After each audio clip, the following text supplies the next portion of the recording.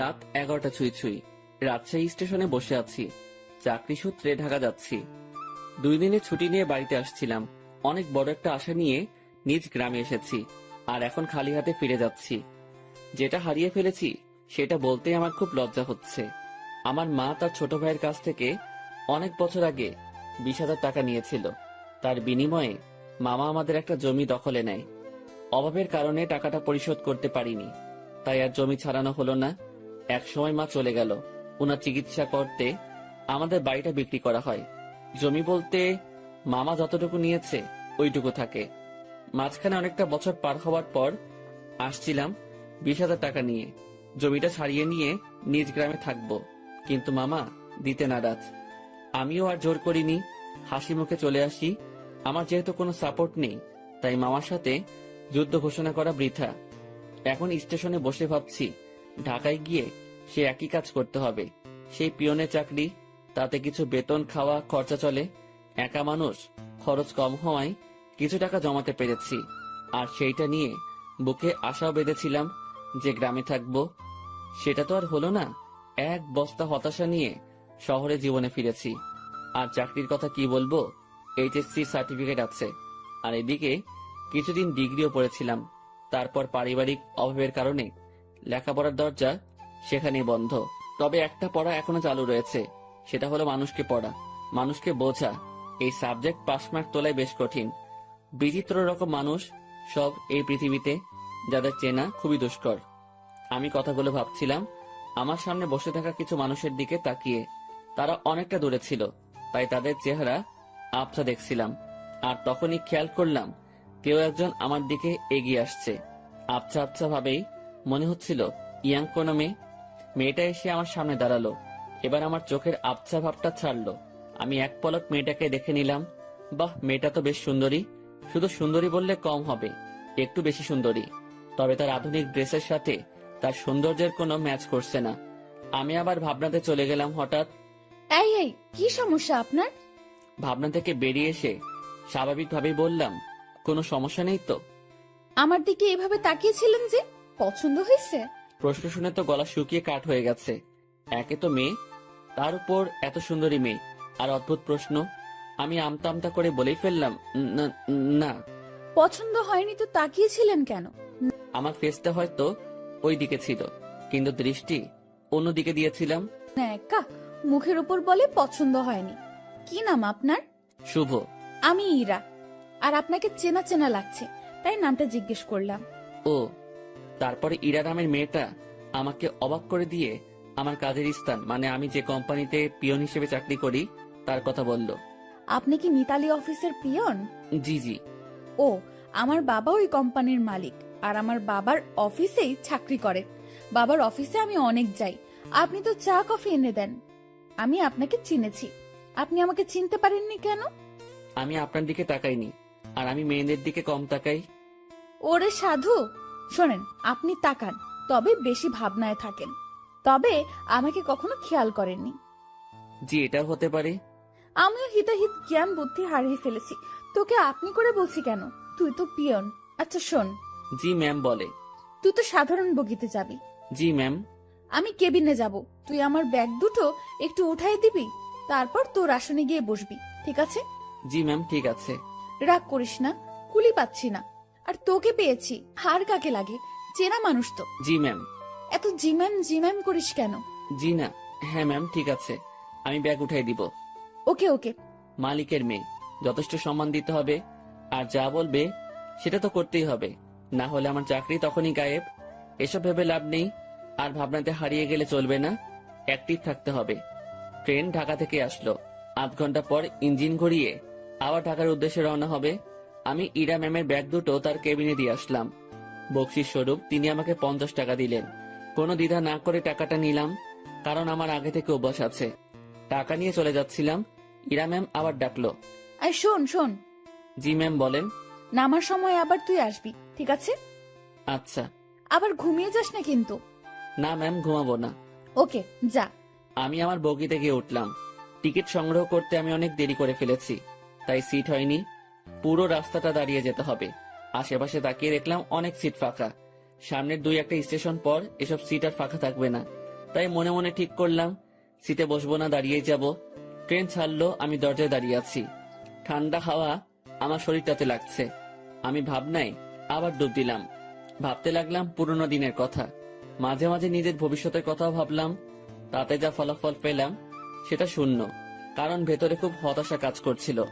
অর্ধেক পথ আসতেই স্টেশন ছাড়াই ট্রেনটা থেমে যায়। যান্ত্রিক কোনো ত্রুটি হয়েছে হয়তো।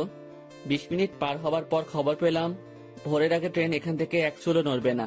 আর এখন রাত 1টা বাজে। এক একজন এক এক কথা বলছে। কেউ বলছে লাইনের সমস্যা, কেউ বলছে ইঞ্জিনে।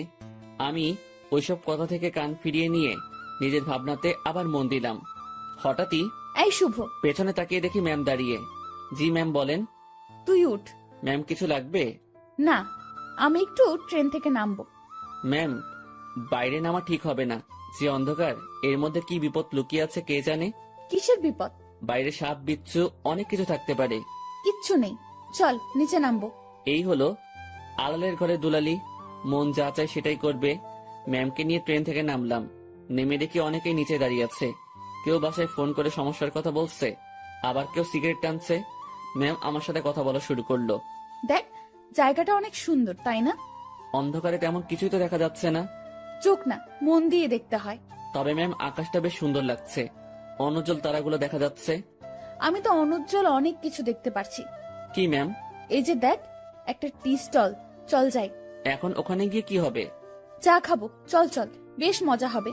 শীতের মধ্যে এত রাতে বাইরে চা খাওয়ার মজাটাই আলাদা। আমি তো আর মানা করতে পারবো না, মানা করলেই বকা দিবে। কেন যে এর সাথে দেখা হয়ে গেল, মনে হচ্ছে বাকি রাতটাই বেশ প্যারায় রাখবে। টি স্টলের কাছে পৌঁছাতে দেখি কিছু যাত্রী এখানে আগে এসেছে। এই দোকানটার আশেপাশে আর একটা দোকানও নেই। হাতে চা নিয়ে আমি দোকানিকে বললাম, চাচা এমন একটা জায়গায় দোকান দিয়েছেন কি মনে করে? বাবা, সে অনেক কাহিনী। বাজারে দলাদলি চলে, আমার লোকজন না থাকায় ওখানে দোকানটা নেওয়া হয়নি। রাগের মাথায় নিজের জায়গাতেই দোকানটা নিয়ে বসেছি। বাহ, বেশ করেছেন। তা চলে কেমন? আলহামদুলিল্লাহ, ভালোই চলে। একটা কথা বলি, রাগ করে এখানে দোকান দিয়ে ভালোই করেছেন।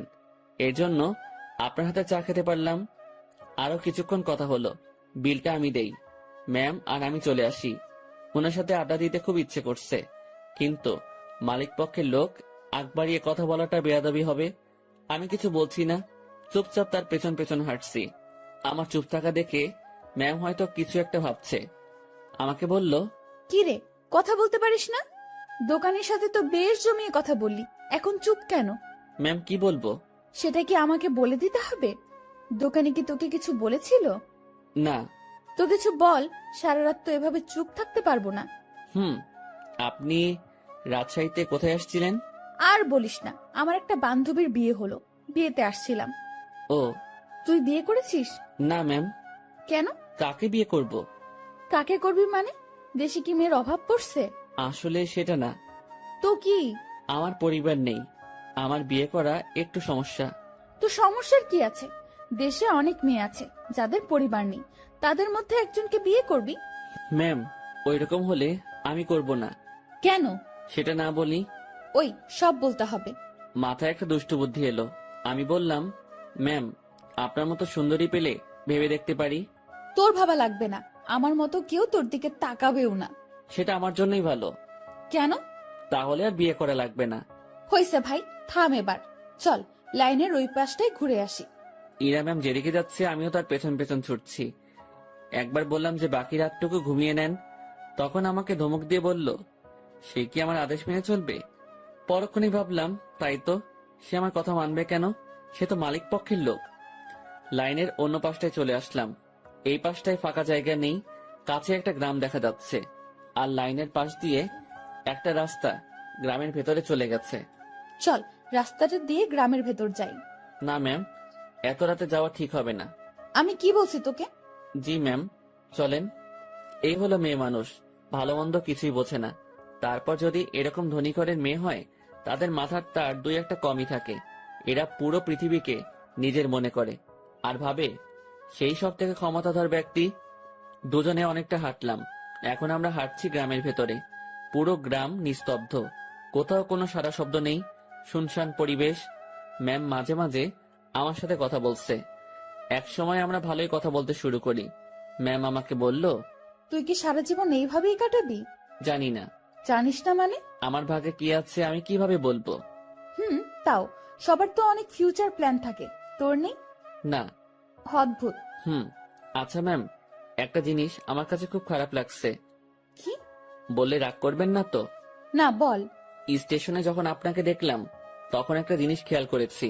কি খেয়াল করেছিস? আপনার সৌন্দর্যের সাথে আপনার আধুনিক সাজগোজ একদমই বেমানান। কি বলিস? সবাই তো খুব প্রশংসা করে। সবার চোখ নেই তাই। তো কেমন সাজলে আমাকে ভালো লাগবে? অতি সাধারণ। যেমন? এই যে হেয়ার কালার করেছেন, এটা চুলের সৌন্দর্য নষ্ট করেছে। আপনার ঠোঁটে। এই থাম। জি ম্যাম। তুই অন্ধকারে আমার ঠোঁট কিভাবে দেখলি? ওই যে বললাম না, স্টেশনে দেখেছি। উফ, বাদ দে তোর ডায়লগ, চুপচাপ হাঁটতে থাক। জি ম্যাম, আর সামনে না এগোই, আমরা চলে যাই। আর একটু যাব, তারপর ফিরবো। পরিবেশটা ভালোই লাগছে। রাতে এইভাবে গ্রামের মধ্যে দিয়ে কখনো হাঁটিনি। আমরা হাঁটতে হাঁটতে আরো সামনে এগোলাম, আর হঠাৎ দুজন লোক লাইট নিয়ে আমাদের সামনে আসলো। তাদের হাতে মাছ ধরার পলো। মাছ ধরতেই যাচ্ছে মনে হয়।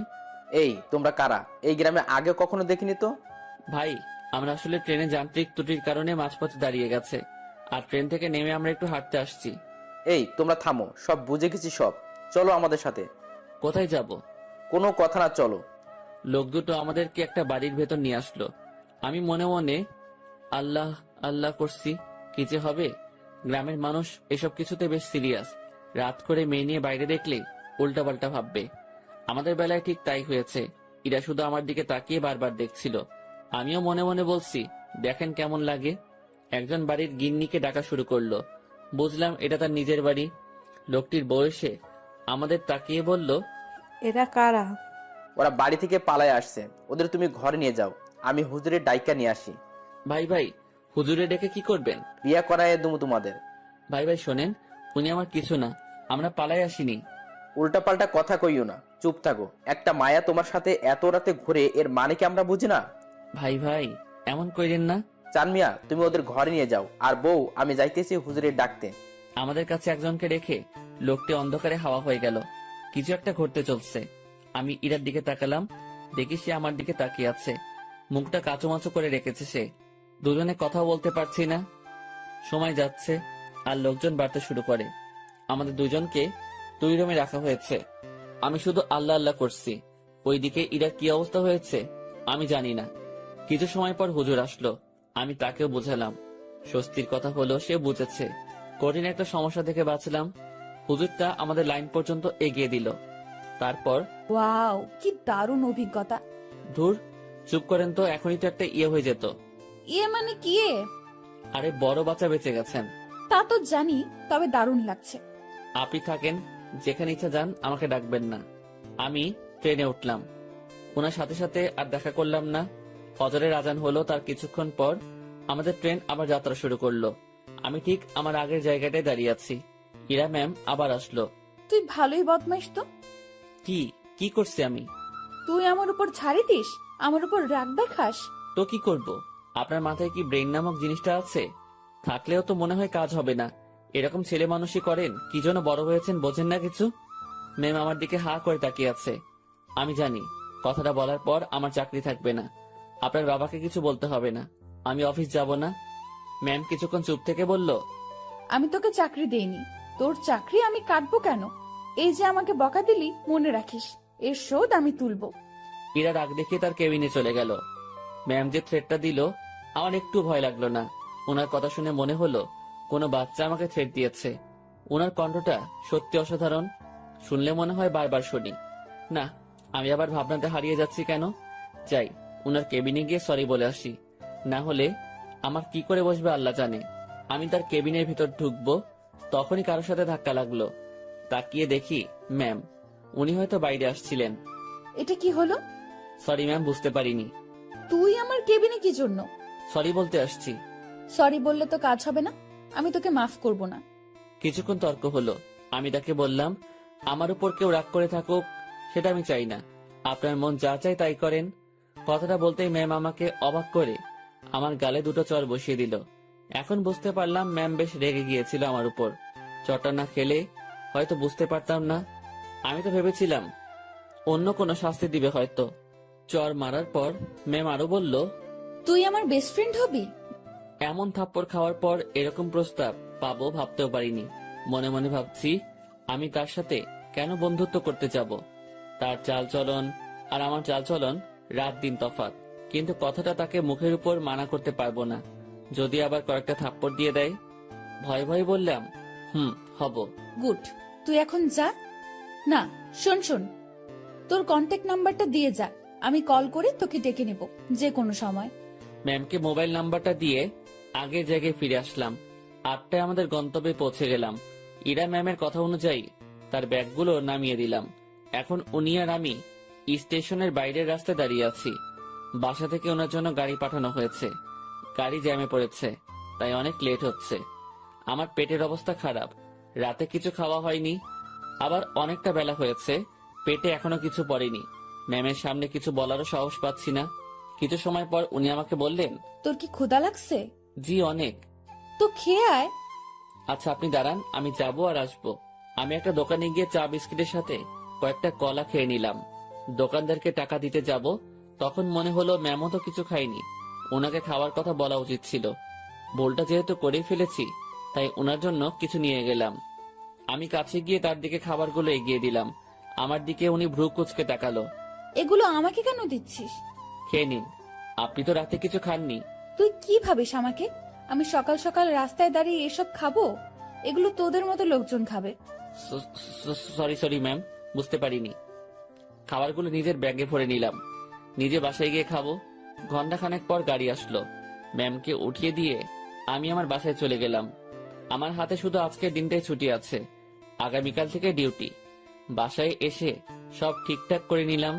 দিনের বাকি সময়টুকু আর বাইরে বের হলাম না। এই শহরের গাড়িগুলোর হর্ন আমার ভালো লাগে না, প্রচন্ড বিরক্তিকর একটা জিনিস, শুনলেই মাথা ব্যথা শুরু হয়ে যায়। রুমের জানালা খুলে দিয়ে আকাশের দিকে তাকিয়ে থাকি। গতকাল রাতের ঘটনাটা ভাবতে থাকি। কাল যদি বিয়েটা হয়ে যেত, আজ আমি মামা শ্বশুর বাড়ি থাকতাম, মানে জেলে। কি বাঁচাটাই না বাঁচলাম। সন্ধ্যার একটু আগ দিয়ে ইরার কল পেলাম। উনি আমাকে তাদের অফিসের সামনে যেতে বলেছে। গত রাতে ফ্রেন্ড হয়েছি, কথা রাখতে অবশ্যই যেতে হবে।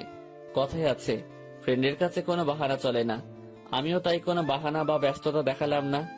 বাইরে যাচ্ছি ওনার সাথে দেখা করতে, তাই একটু সাজতে হবে। ব্যাগ থেকে নতুন একটা ফুল হাতা গেঞ্জি বের করলাম। একটু স্মার্ট সাজার জন্যই।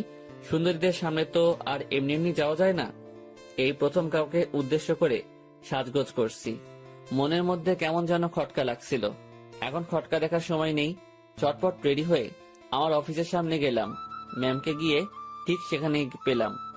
উনি তার গাড়ির সাথে হেলান দিয়ে দাঁড়িয়ে আছে।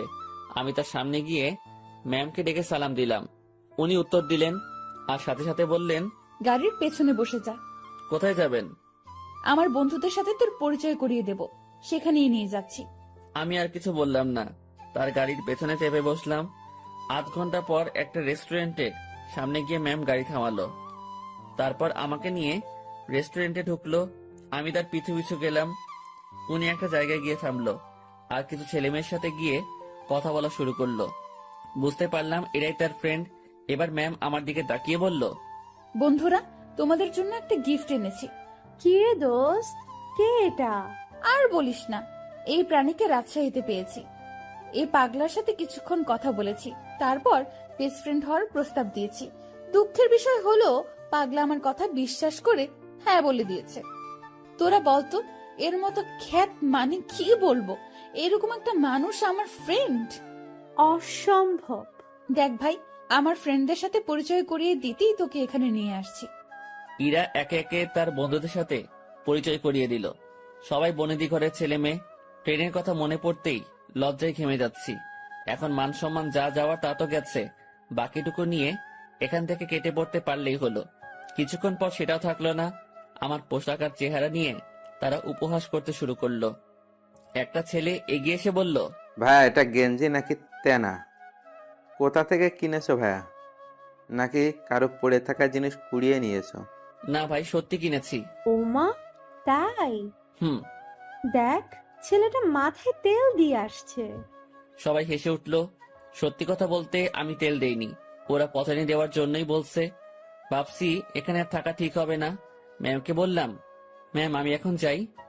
ওলে বাবুটা, এখনই না, কিছু খেয়ে যাও। হ্যাঁ, কিছু খেয়ে যা। একটা ছেলে আমার পকেটে হাত দিল।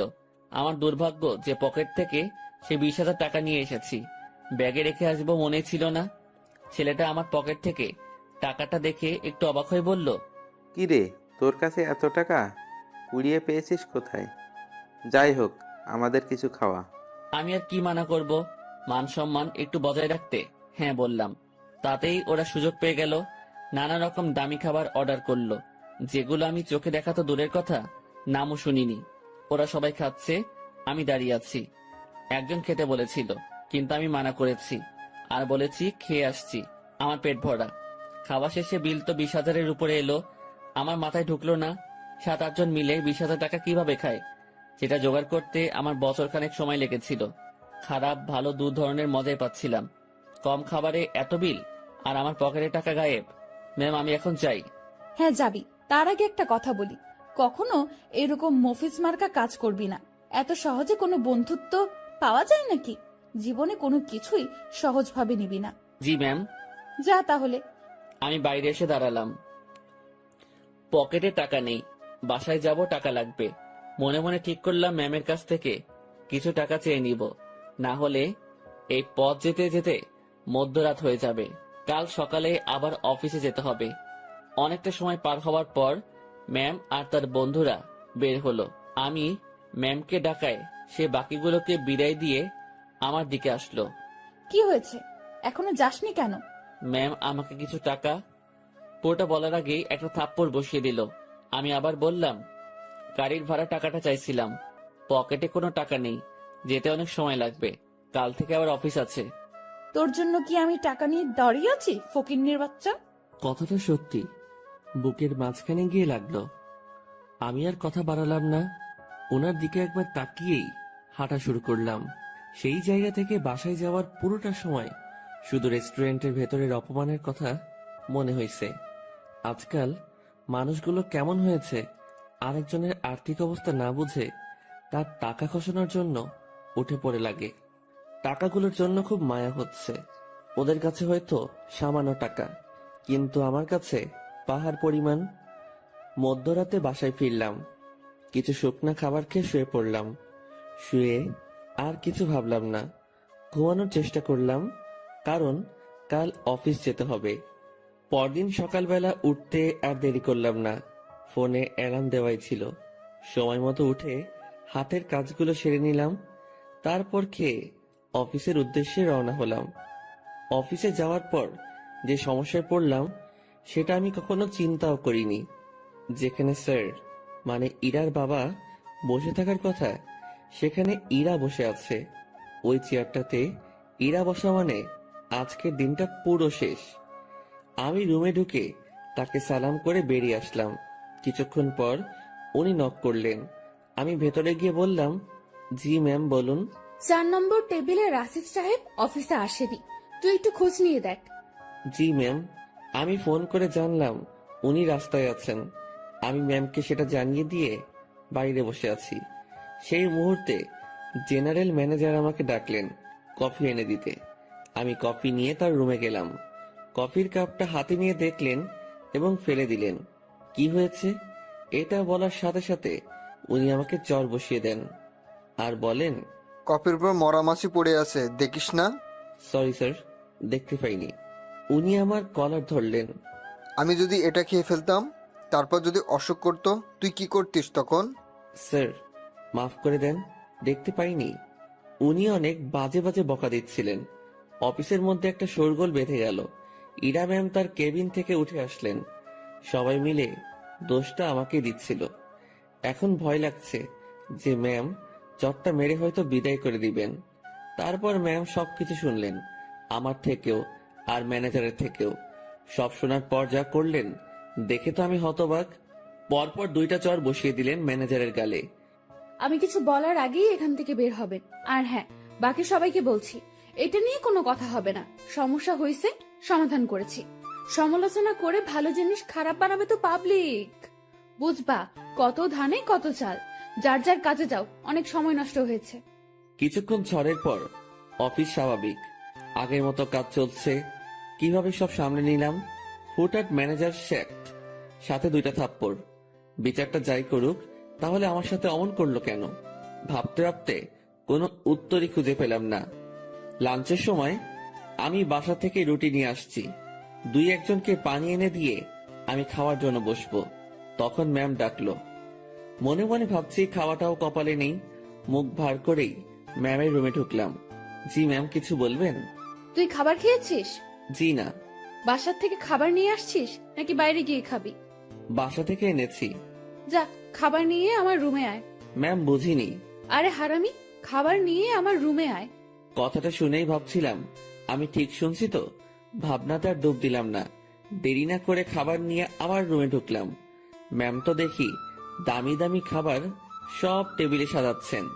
আমাকে দেখিয়ে দেখিয়ে বললেন, এসব আমার মায়ের হাতের রান্না। ম্যাম আমি বাইরে গিয়ে খাই, আপনি খাওয়া শুরু করেন। পানি লাগলে বলবেন। এই, তুই কি এজন্য রেখেছিস? আচ্ছা, তোর খাবারের বাটিটা আমার হাতে দে তো। আমি তেমন কিছু আনিনি, ওই রুটি। আমি দেখবো, দে। ভয়েই বাটিটা ওনার হাতে দিলাম। লজ্জায় তো মাথা কাটা যাওয়ার অবস্থা। বাসায় কিছু ছিল না, তার উপর টাকাও নেই। রুমে পেঁয়াজ মরিচ ছিল, সেগুলো কেটে তেল আর লবণ দিয়ে মাখিয়ে নিয়ে আসছি। ম্যাম যদি সেটা দেখে তো। কথাটা ভাবতে ভাবতেই বাটির ঢাকনা খুলেই উনি চোখ বড় বড় করে ফেলেন। খাবারটা কিছুক্ষণ তাকিয়ে থেকে দেখে আবার আমার দিকে তাকালেন। কি রে, এগুলো কি? ম্যাম আসলে রুমে কিছু ছিল না, তারপর টাকাও নেই। রুমে আটা ছিল তো, ওইটা দিয়ে আর কি একটা ব্যবস্থা করে নিয়ে আসছি। ম্যাম আমার বাটিটা টেবিলে রাখলেন, তারপর উনি তার চেয়ারে বসে পড়লেন। আমি দাঁড়িয়ে আছি।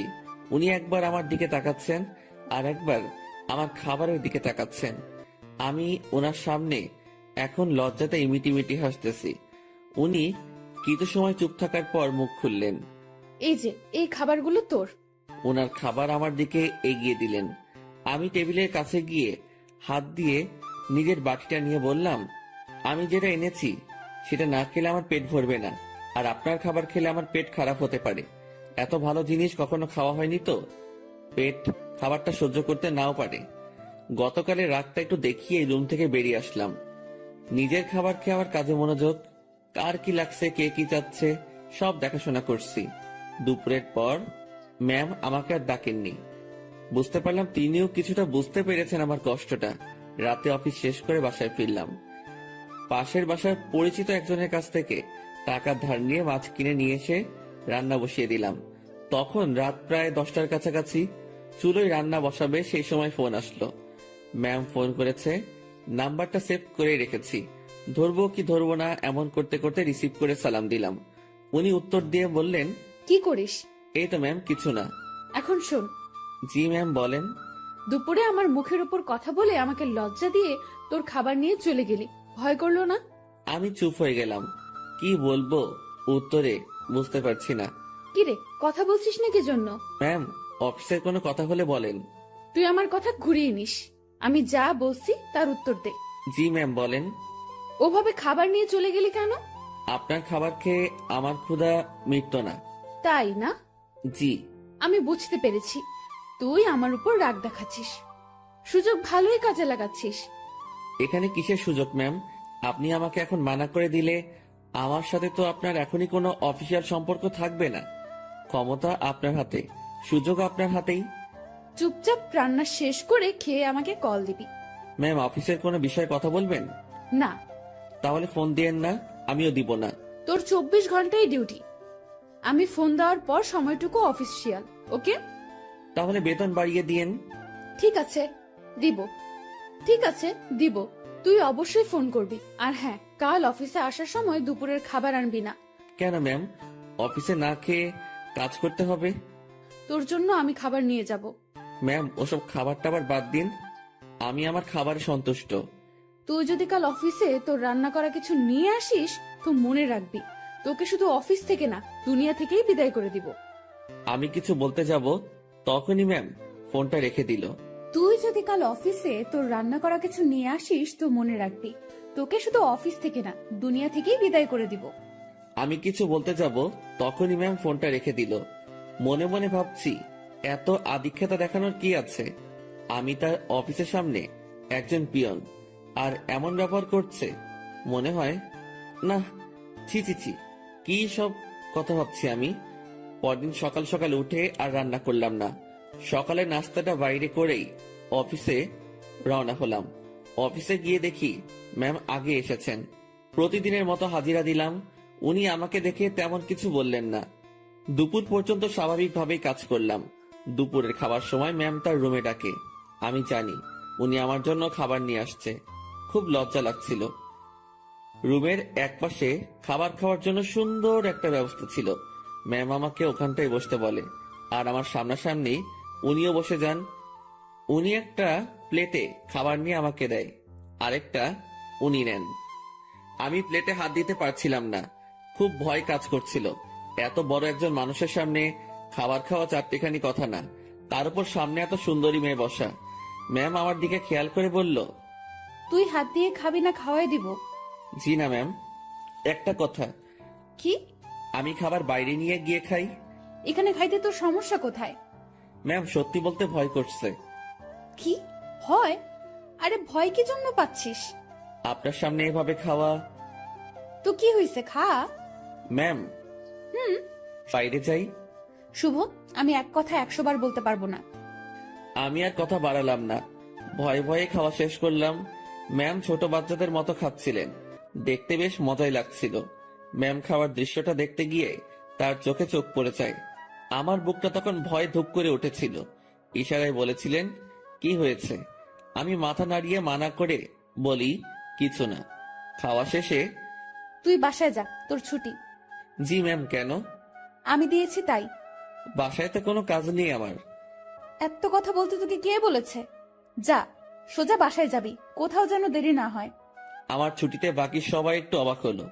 আমি জানি না ম্যাম, আমার কাজগুলো কাকে দিয়ে করিয়ে নেবেন। উনি যেভাবে কাজ করেন, যে কেউ দেখলে অবাক হবে। আমি বাসায় এসে বিছানায় আরাম করছি। মাথার উপর ফ্যানটার দিকে তাকিয়ে অন্য একটা ভাবনায় ছিলাম।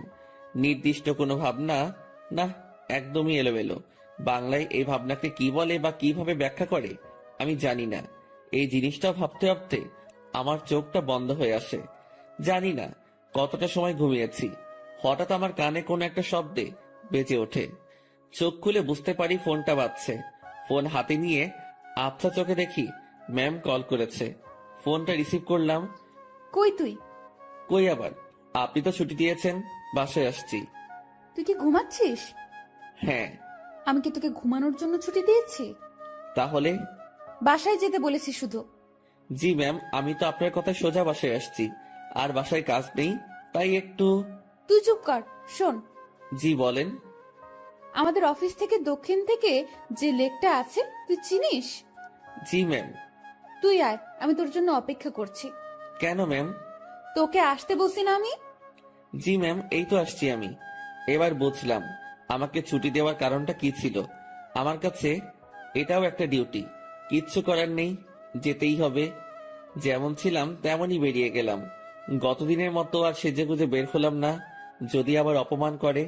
পকেটে টাকা আছে, তবুও হেঁটে যাচ্ছি।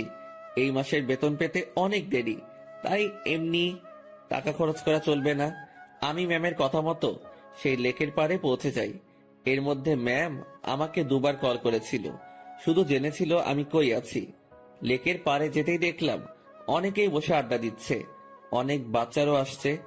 আমি ম্যামকে খুঁজছিলাম। আমাকে দেখে ম্যামই আমাকে ডাকে। আমি ওনার দিকে এগিয়ে যাই। উনি ঘাসের উপর বসা ছিলেন। একটু দূর থেকে মনে হচ্ছিল কোনো কারণে মনটা খারাপ। আমি তার পিছে গিয়ে দাঁড়ালাম। বস এখানে। আমি বসার পর, জি ম্যাম বলেন। আমি বুঝলাম না, 10 মিনিটের রাস্তা 1 ঘন্টা লাগে কিভাবে? আসলে ম্যাম কি বলবো, হেঁটে আসছি। তুই হেঁটে আসছিস কি জন্য? টাকা নাই? আছে, তবে খুবই অল্প। খরচ করলে বড়সড় বিপদে পড়তে হবে। আপনার মন খারাপ দেখছি। ম্যাম কিছু হয়েছে কি? তোর জন্য। ম্যাম আমি কি করেছি? অনেক লেট করছিস। জি সরি। উঠে দাঁড়িয়ে কান ধরে থাক। ম্যাম এটা। আমি উঠতে বলেছি। আমি উঠতে যাব তখনই ম্যাম আমাকে বসতে বলে। টাকা আছে তো, তাই না? হ্যাঁ আছে। চল আইসক্রিম খাবো। আমার টাকা দিয়ে? তো কখনো কোনো মেয়েকে বিল দিতে দেখেছিস তুই? না তো আমার কাছে চাইবি না। চল আইসক্রিম খাবো। ম্যাম ম্যাম শোনেন, একটু মনটা নরম করেন, টাকাগুলো গেলে খুব সমস্যায় পড়বো। সেটা তো আমি জানি না। তুই আমার বেস্ট ফ্রেন্ড, বেস্ট ফ্রেন্ডের জন্য সবাই জান দিয়ে দেয়, আর আমি তো তোর কাছে টাকা চাইছি। জানতো না, আর সময় হলে জানটাও দিয়ে দিবি। অসহায়ের মতো দাঁড়িয়ে আছি, এখন আমার পকেটের 12টা বাজবে। ম্যাম আর আমি আইসক্রিম খেলাম, আমাদের মধ্যে কোনো কথা হচ্ছিল না, দুজন শুধু হাঁটছিলাম, আর মাঝে মাঝে দরকার হলে উনি নিজে থেকে কথা বলছিলেন। লেকের পাড় থেকে বের হয়ে রাস্তায় আসলাম, উনি গাড়ি নিয়ে আসছেন, দেখে মনে হচ্ছে চলে যাবেন। ম্যাম তাহলে আপনি যান, আমি চলে যাই। এই কই যাস তুই? বাসায়। না, গাড়িতে ওঠ। কোথায় যাবেন? Long drive. না ম্যাম আপনি যান, আমি বাসায় চাই। ব্রেকআপ, যা বাসায় যা, বাসায় গিয়া মর। ম্যাম রাগ করে গাড়িতে হেলান দিয়ে দাঁড়ালো। এরকম অবস্থায় তো রেখে যাওয়া যায় না। আমি তার দিকে একটু এগিয়ে গেলাম, আর উনি যে একটা শব্দ বলেছেন সেটার মানে জানার জন্য তাকে প্রশ্ন করব। যদিও আমি জানি, তবুও প্রশ্ন করব, যাতে ওনার রাগটা ভেঙে আমার প্রশ্নের উত্তর দিতে মনোযোগী হয়। ম্যাম ব্রেকআপ কি? তুই জানিস না? ন্যাকামো করিস? সত্যি জানি না। তোর আমার যে বন্ধুত্ব আছে সেটা কাটাকাটি, এটার মানে ব্রেকআপ। ওহ ম্যাম, আপনার মধ্যে তো এরকম কিছু নেই।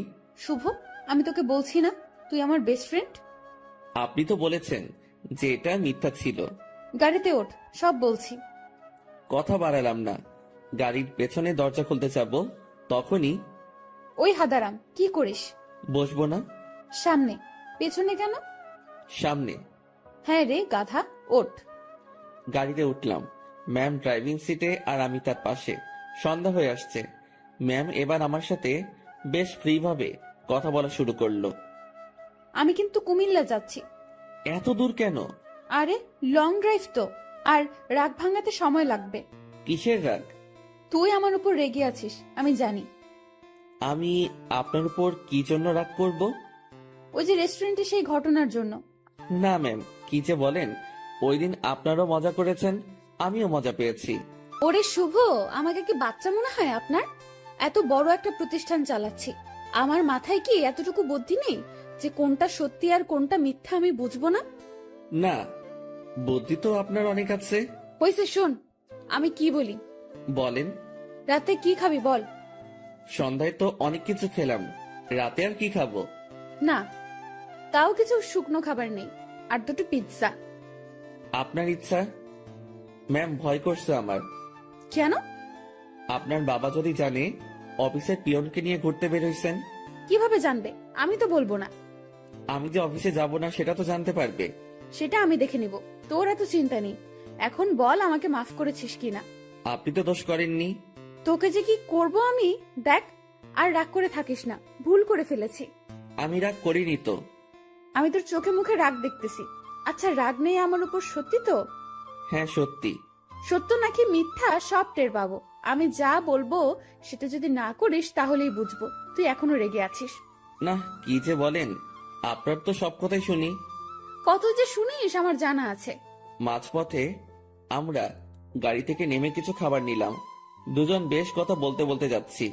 ইরা ম্যাম গাড়িটা এখন বেশ ধীর গতিতে চালাচ্ছেন, আজ বেশ কুয়াশাও পড়েছে। এই চল, বাইরে কুয়াশার বৃষ্টিতে ভিজি। এই না, এটা করবেন না, বাইরে গেলে বিপদ। সেদিনের মতো হলে অবস্থা খারাপ হয়ে যাবে। যাব না তো, তোর কেয়ারিংটা আমার খুব ভালো লাগে, সেটা পাওয়ার জন্যই কথাটা বললাম। হুম। তুই কাউকে ভালোবাসিস নাই? কোন ভালোবাসা? মানে পছন্দের মানুষ বিয়ে টিয়ে করার ইচ্ছা এমন? এর আগেও তো বলেছি ওই রকম কেউ নেই। কাউকে দেখে পছন্দ হয় না? না, প্রায় সবার মধ্যেই ভেজাল আছে।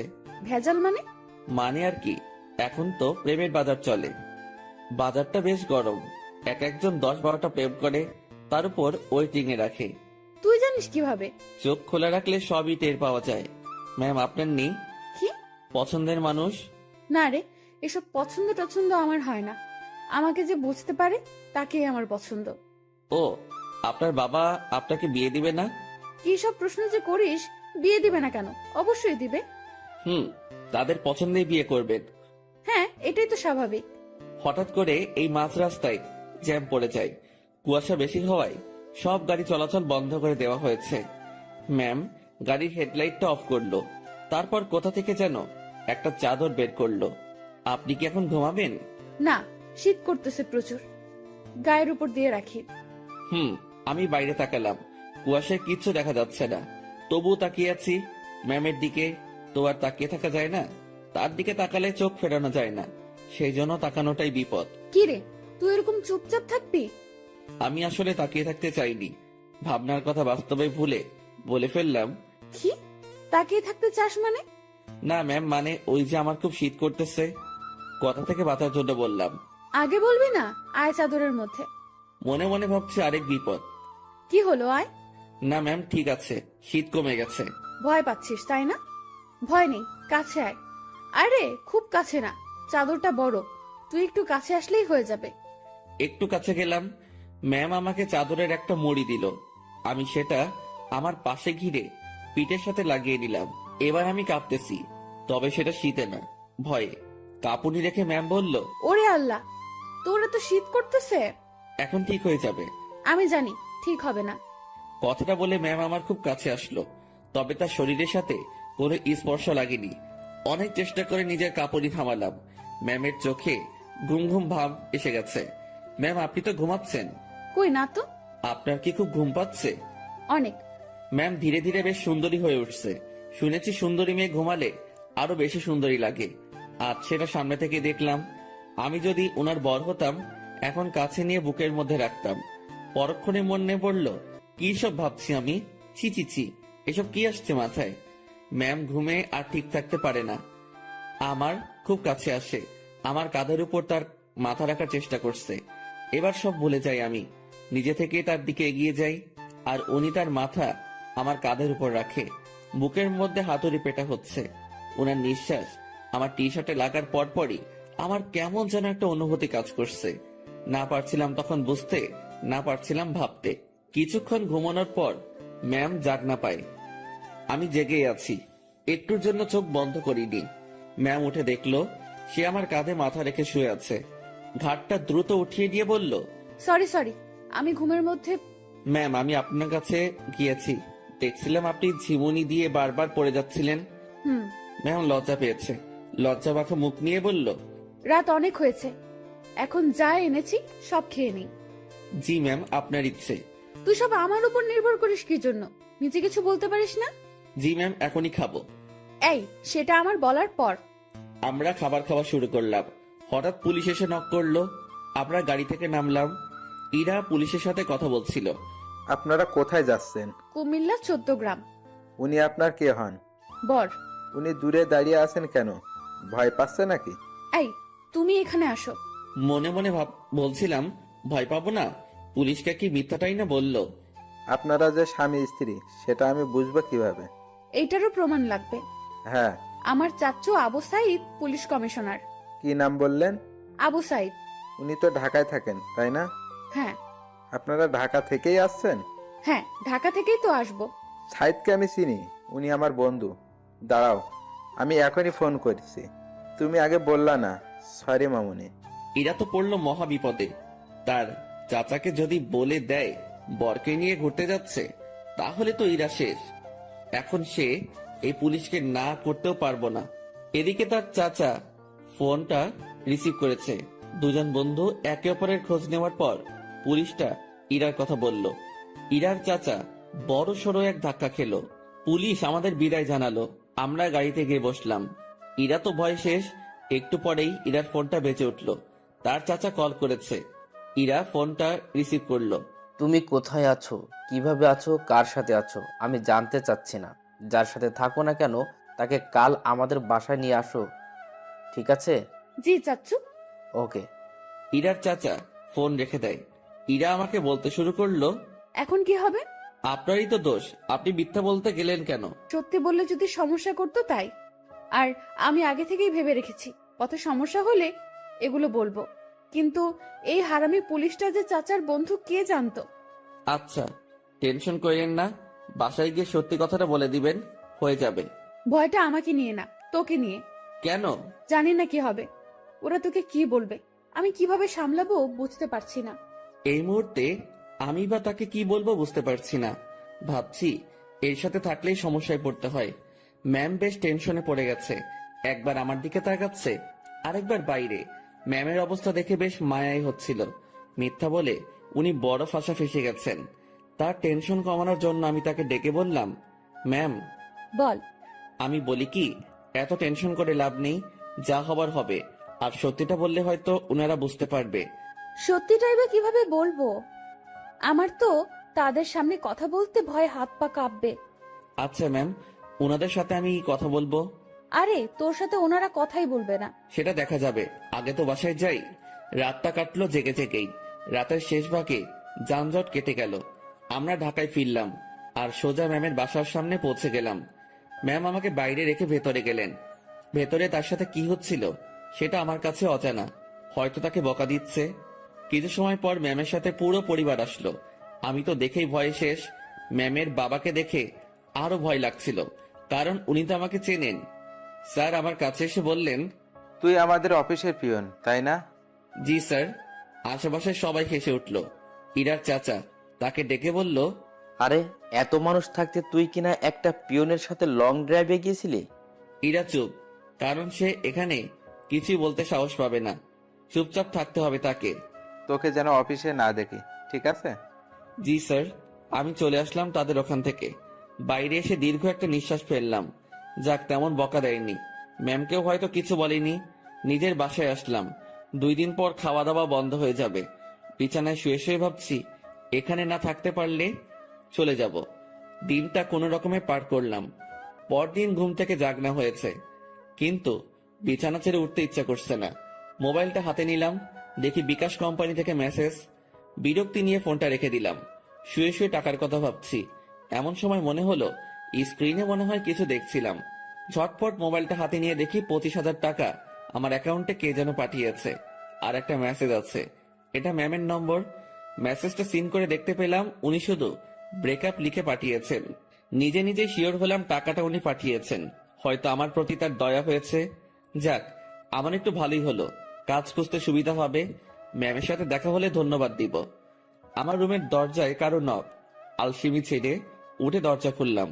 পাশের বাসার বড় ভাই এসেছে, যার কাছ থেকে আমি টাকা ধার করে এনেছি। ভাই আমার টাকাটা খুব প্রয়োজন, তুই যেভাবে পারিস টাকাটা দে। ভাই আমি তো বলেছি কয়েকদিন পর দিতে পারবো। না ভাই, আমার খুব দরকার।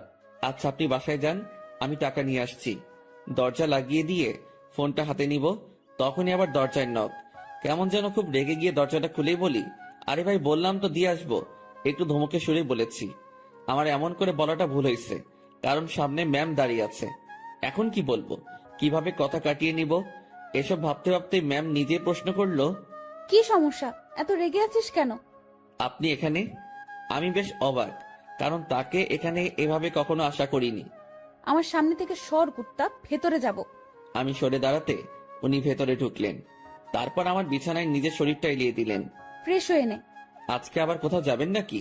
আরে না, তুই যা, ফ্রেশ হয়ে নে, কথা আছে। আচ্ছা আমি বাইরে থেকে আসছি একটু। ওকে। আমি বাইরে এসে টাকা উঠে বড় ভাইকে থামিয়ে আসি। উনি যদি আবার আসতেন, আমার রুমে মেয়ে দেখে হয়তো ভিন্ন কিছু ভাবতো। রুমে এসে দেখি ম্যাম ঘুমিয়ে গেছে। আমি ফ্রেশ হয়ে নিলাম। কাজ শেষে ওনার দিকে তাকিয়ে ভাবছি, এই মেয়েটার যে কি হয়েছে। উনি চোখ খুলে বললেন, খাওয়া হয়েছে? না। টাকা না পাঠিয়ে দিলাম, এখনো খাসনি কেন? উঠতে তো হবে। যা, বাইরে থেকে খাবার নিয়ে আয়, একসাথে খাবো। ম্যাম, আপনি এই পরিবেশে খেতে পারবেন না। তুই পারলে আমিও পারবো। কথা বাড়িয়ে লাভ নেই, এই মেয়ে আমার কথা শুনবে না। বাইরে গিয়ে টাকা উঠিয়ে ভাইকে দিলাম, আর ম্যামের কথা মতো খাবার নিয়ে আসলাম। খাবারটাও সকাল সকাল বিরিয়ানি। কি নিব ভেবে না পেয়ে এটা নিয়ে ফিরলাম। এসে দেখি ম্যাম আবার বিছানা উঠাচ্ছে। ম্যাম ম্যাম, ছি ছি ছি, কি করেন? এবার এটা যদি আপনার পরিবার জানে তো আমাকে মেরেই ফেলবে। ভাই আপনি যান। ও সরি ম্যাম, আপনি চলে যান। চুপ থাক। খাবার এনেছিস? জি। তোর সাথে তো ব্রেকআপ হয়েছে আমার, তাই না? আমি কিভাবে জানবো? ওই যে সকালে মেসেজ করলাম। ওইটা যে আপনি কি জন্য লেখেন আমি জানি না। ব্রেকআপ হয়েছে তাই লিখছি। ও ভালো। আচ্ছা ম্যাম, আপনি খাবার খেয়ে বাসায় চলে যান। আপনার সাথে থেকে আমার চাকরিটা গেছে, জীবনটা যাক এটা আমি চাই না। চাকরি গেছে তো কি হয়েছে? আপনাকে তো বেতন দেওয়া হয়েছে। এত টাকা কেন দিয়েছেন? 20,000 তোর, আর বাকি টাকা তোর বেতন। যদিও কিছু টাকা আছে, সেটা মাস শেষে দিয়ে দিব। কাজ না করে টাকা আমি নিব না। কাজ তো তোকে দিবই। কি কাজ? আমার সাথে সময় কাটানো। আমাকে তো পাইছেন। মানে কি? মানে বোঝেন না? আমি কি আপনার ওই বিএফ যে এইভাবে সময় দিব? তুই আমার মুখের উপরে কথা বলিস? Sorry ma'am. তোর সাথে কোনো কথা নেই। আপনি যেভাবে এসে আমার বিছানায় শুয়ে পড়লেন, আমি তো বেশ ভয় পেয়েছি, আর এখনো পাচ্ছি। এটা যদি আপনার বাসার কেউ জানতে পারে, তো আমাকে এখান থেকে পালাতে হবে। তুই পালিয়ে যাবি তাই না? তো পালাবো না? আমার কি জানের ভয় নেই? কে মারবে তোকে? আপনার পরিবারের সবাই মিলেই মারবে। ভালো তো, মায়ের খাবি। আপনাদের মাইর দিতে ভালোই লাগে না। আমার এখানে থাকলে চলবে না, এই শহর ছাড়তে হবে। কি বললি? ম্যাম বসা থেকে উঠে দাঁড়ালো। আপনার টর্চারে এখান থেকে পালাতে হবে। ও তাই? হুম। এখান থেকে যেন পালাতে না পারিস, সেই ব্যবস্থা তো করতেই হয়। ম্যাম আমার দিকে এগিয়ে আসছে। একটু ভয় পেয়ে বললাম, মারবেন নাকি? না, অন্য কিছু করব। আপনি এভাবে তাকিয়ে আছেন কেন? আমার ভয় করে। এমনিতে কিন্তু কালকের ভয়ে এখনো ধুক ধুক করে উঠে, তার উপর আপনার এরকম চাহনি। আমার চোখে তুই ভয় দেখতে পাস? হ্যাঁ। ওকে, দেখাচ্ছি ভয়। ম্যাম আমার দিকে এগোচ্ছে, আর আমি পেছনের দিকে যাচ্ছি। এক সময় আমার পিঠ দরজায় লেগে যায়। ম্যামও আমার খুব কাছে চলে আসে। তার শরীর থেকে সুগন্ধি আসছে। নিশ্চয়ই দামি পারফিউম ব্যবহার করেন। সবকিছু মিলিয়ে নেশা ধরিয়ে দেওয়ার মতো একটা সুবাস। আমার বুকের ভেতরের অবস্থা খারাপ। ম্যাম যে কি করবে এখন তার কিছুই টের পাচ্ছি না। আমি তার চোখের দিকে তাকিয়ে দেখি তার চোখ হাসছে। না, আমি তার চোখের ভাষা কবে থেকে বোঝা শুরু করলাম। চোখ সরিয়ে নিলাম। ওই আমার দিকে তাকা। আবার তাকালাম। উপায় নেই, তাকাতেই হবে। এইভাবেই তাকিয়ে থাক। চোখ দিয়ে পানি বের হবে। হোক। আমার খুব লজ্জা লাগছে। এতটা কাছে আসলেন কেন? তুই পালিয়ে যেতে পারিস, তাই একটু আটকানোর চেষ্টা। জানি না এরপর থাকবি কিনা, চেষ্টা করে দেখতে সমস্যা কি? কি চেষ্টা করবেন? ইরা ম্যাম আমার নাকের সাথে নাক লাগালো। উনি মিটি মিটি হাসতেছেন। ওই অবস্থাতেই তিনি কথা বলা শুরু করলেন। মুভিতে তোর জায়গায় আমি থাকতাম, আর আমার জায়গায় তুই, কিন্তু এখানে ঠিক উল্টোটা হচ্ছে। আমি আর চোখ খুলে রাখতে পারলাম না, বন্ধ করে ফেললাম। চোখ খুলে রাখার শক্তি আমার নেই। আহারে আমার বেষ্টু। কথাটা বলে উনি আমার নাকে তার নাক ঘষা শুরু করলো। ম্যাম, একটু সরে দাঁড়ান। আগে বল পালাবি না? পালাবো না। প্রমিস কর। প্রমিস পালাবো না। এভাবে হবে না। তাহলে? ইরা তার জামাটা সরিয়ে বলল, নাভি টাচ করে বলতে হবে। ওনার নাভি দেখেই আমি চোখ সরিয়ে ফেলি। অসম্ভব সুন্দর একটা জিনিস দেখলাম। চোখটা বারবার সেই দিকে তাকাতে চাইছিল। কোন রকম অন্যদিকে তাকিয়ে আছি। এই নে, এটা টাচ করে প্রমিস কর। ওইখানে টাচ করে শুধু শুধু? আমি তো বললাম প্রমিস। আমি বিশ্বাস করি না। ম্যাম ওখানে আমি হাত দিতে পারবো না, যত যাই বলেন। কেন? আপনার যে বর হবে সে দিবে। আচ্ছা, তুই আমার হবু বর, এখন নে টাচ কর। চিচি ম্যাম কি বলেন? এক আদেশ এতবার দিতে পারবো না, কিন্তু আমি তোরে দিতে বসছি না। আমার লজ্জা করে। তোর লজ্জার আমি রাগাবিরা বলে দিলাম। ম্যামের মাথা পুরো গেছে মনে হয়, না হলে এসব কথা বলছে তাও আমাকে। ওনাকে জিজ্ঞেস করা ছাড়া কোনো উপায় নেই। ম্যাম এমন করতেছেন কেন? আমার গালে এক থাপ্পড় দিয়ে বলল, আমি যেটা বলি সেটা না করে তুই আমাকে উল্টো প্রশ্ন করতেছিস। তাহলে কি ধরবো? তো ভাবছি মায়ের খাবার থেকে ধরাই ভালো। আর সত্যি কথা বলতে দেখার পর আমি লোভ সামলাতে পারছি না। আমি ওনার নাভির উপর জাস্ট হাতটা রাখলাম। উনি একবার চোখ বন্ধ করে আবার চোখ খুললেন। চুপ কেন? কথা দিলাম যাব না। গুড, এখন হাত সরিয়ে নে। ও সরি ম্যাম, আমার থেকে দূরে গেল, আমি বাঁচলাম। উনি আবার বলতে শুরু করলেন, বাবাকে চ্যালেঞ্জ করে আসছি, তোকেই বিয়ে করব আমি। ও আল্লাহ, না ম্যাম এটা কি বলছেন আপনি? তুই বুঝবি না, আমি তোকে টাকা দেওয়ার পরেই ঝগড়াটা লাগছে। আমাকে নিয়ে পরিবারের সাথে ঝগড়া করতে গেছেন কেন? ওরা আমার চরিত্র নিয়ে কথা উঠাইছে, তারপর আমাকে বলেছে তোর সাথে নাকি আমার প্রেম আছে। আচ্ছা মাথা ঠান্ডা করেন। হ্যাঁ, তোকে আমাদের বাসায় নিয়ে গেলে আমার মাথা ঠান্ডা হবে। ও আল্লাহ, এবার আমি শেষ। ম্যাম কি বলেন এগুলা? আমি কেন? ঝগড়ার সময় বলেছি আমি তোকে ভালোবাসি, তোকেই বিয়ে করব, আর তুই আমাদের বাসায়ই থাকবি। মানে আপনি আমার উপরে যাওয়ার টিকিট নিয়ে আসছেন তাই না? জানি না, ব্যাগপত্র গুছিয়ে নে আর আমার সাথে চল। এইমাত্র বললেন জাস্ট না পালালেই হবে, এখন আবার বলছেন আপনাদের বাসায় নিয়ে যাবেন। দেখে নিলাম তুই আমার উপর কতটা দুর্বল আর কতটা ভালোবাসিস। না, আপনি কি যে বলেন, আমি আপনাকে। সাধু, হইছে, অনেক হইছে। ড্যাব ড্যাব করে আমার দিকে তাকিয়ে থাকিস, আবার আমার নাভির দিকে তাকিয়েছিলি, আমি বুঝি না। ওনার যা কথার স্পিড আমি পেরে উঠছিলাম না। এখন ওনার বায়না আমাকে তাদের বাসায় নিয়ে যাবে। আর যাই হোক, নিজের জানটা অকালে চলে যাক সেটা আমি চাই না। আমি তো যাবনি, সেটাই মনে মনে ঠিক করলাম। এখন ম্যামকে বোঝাতে হবে, ম্যাম আমি যাব না। রুমে ছুরি নেই? কি করবেন? হাত কাটবো আমার। এই না। তোর সাথে কথা নেই, ব্রেকআপ, যা। তুই মানা করার কে? ছুরি কই সেটা বল। না না ম্যাম, যাব আমি।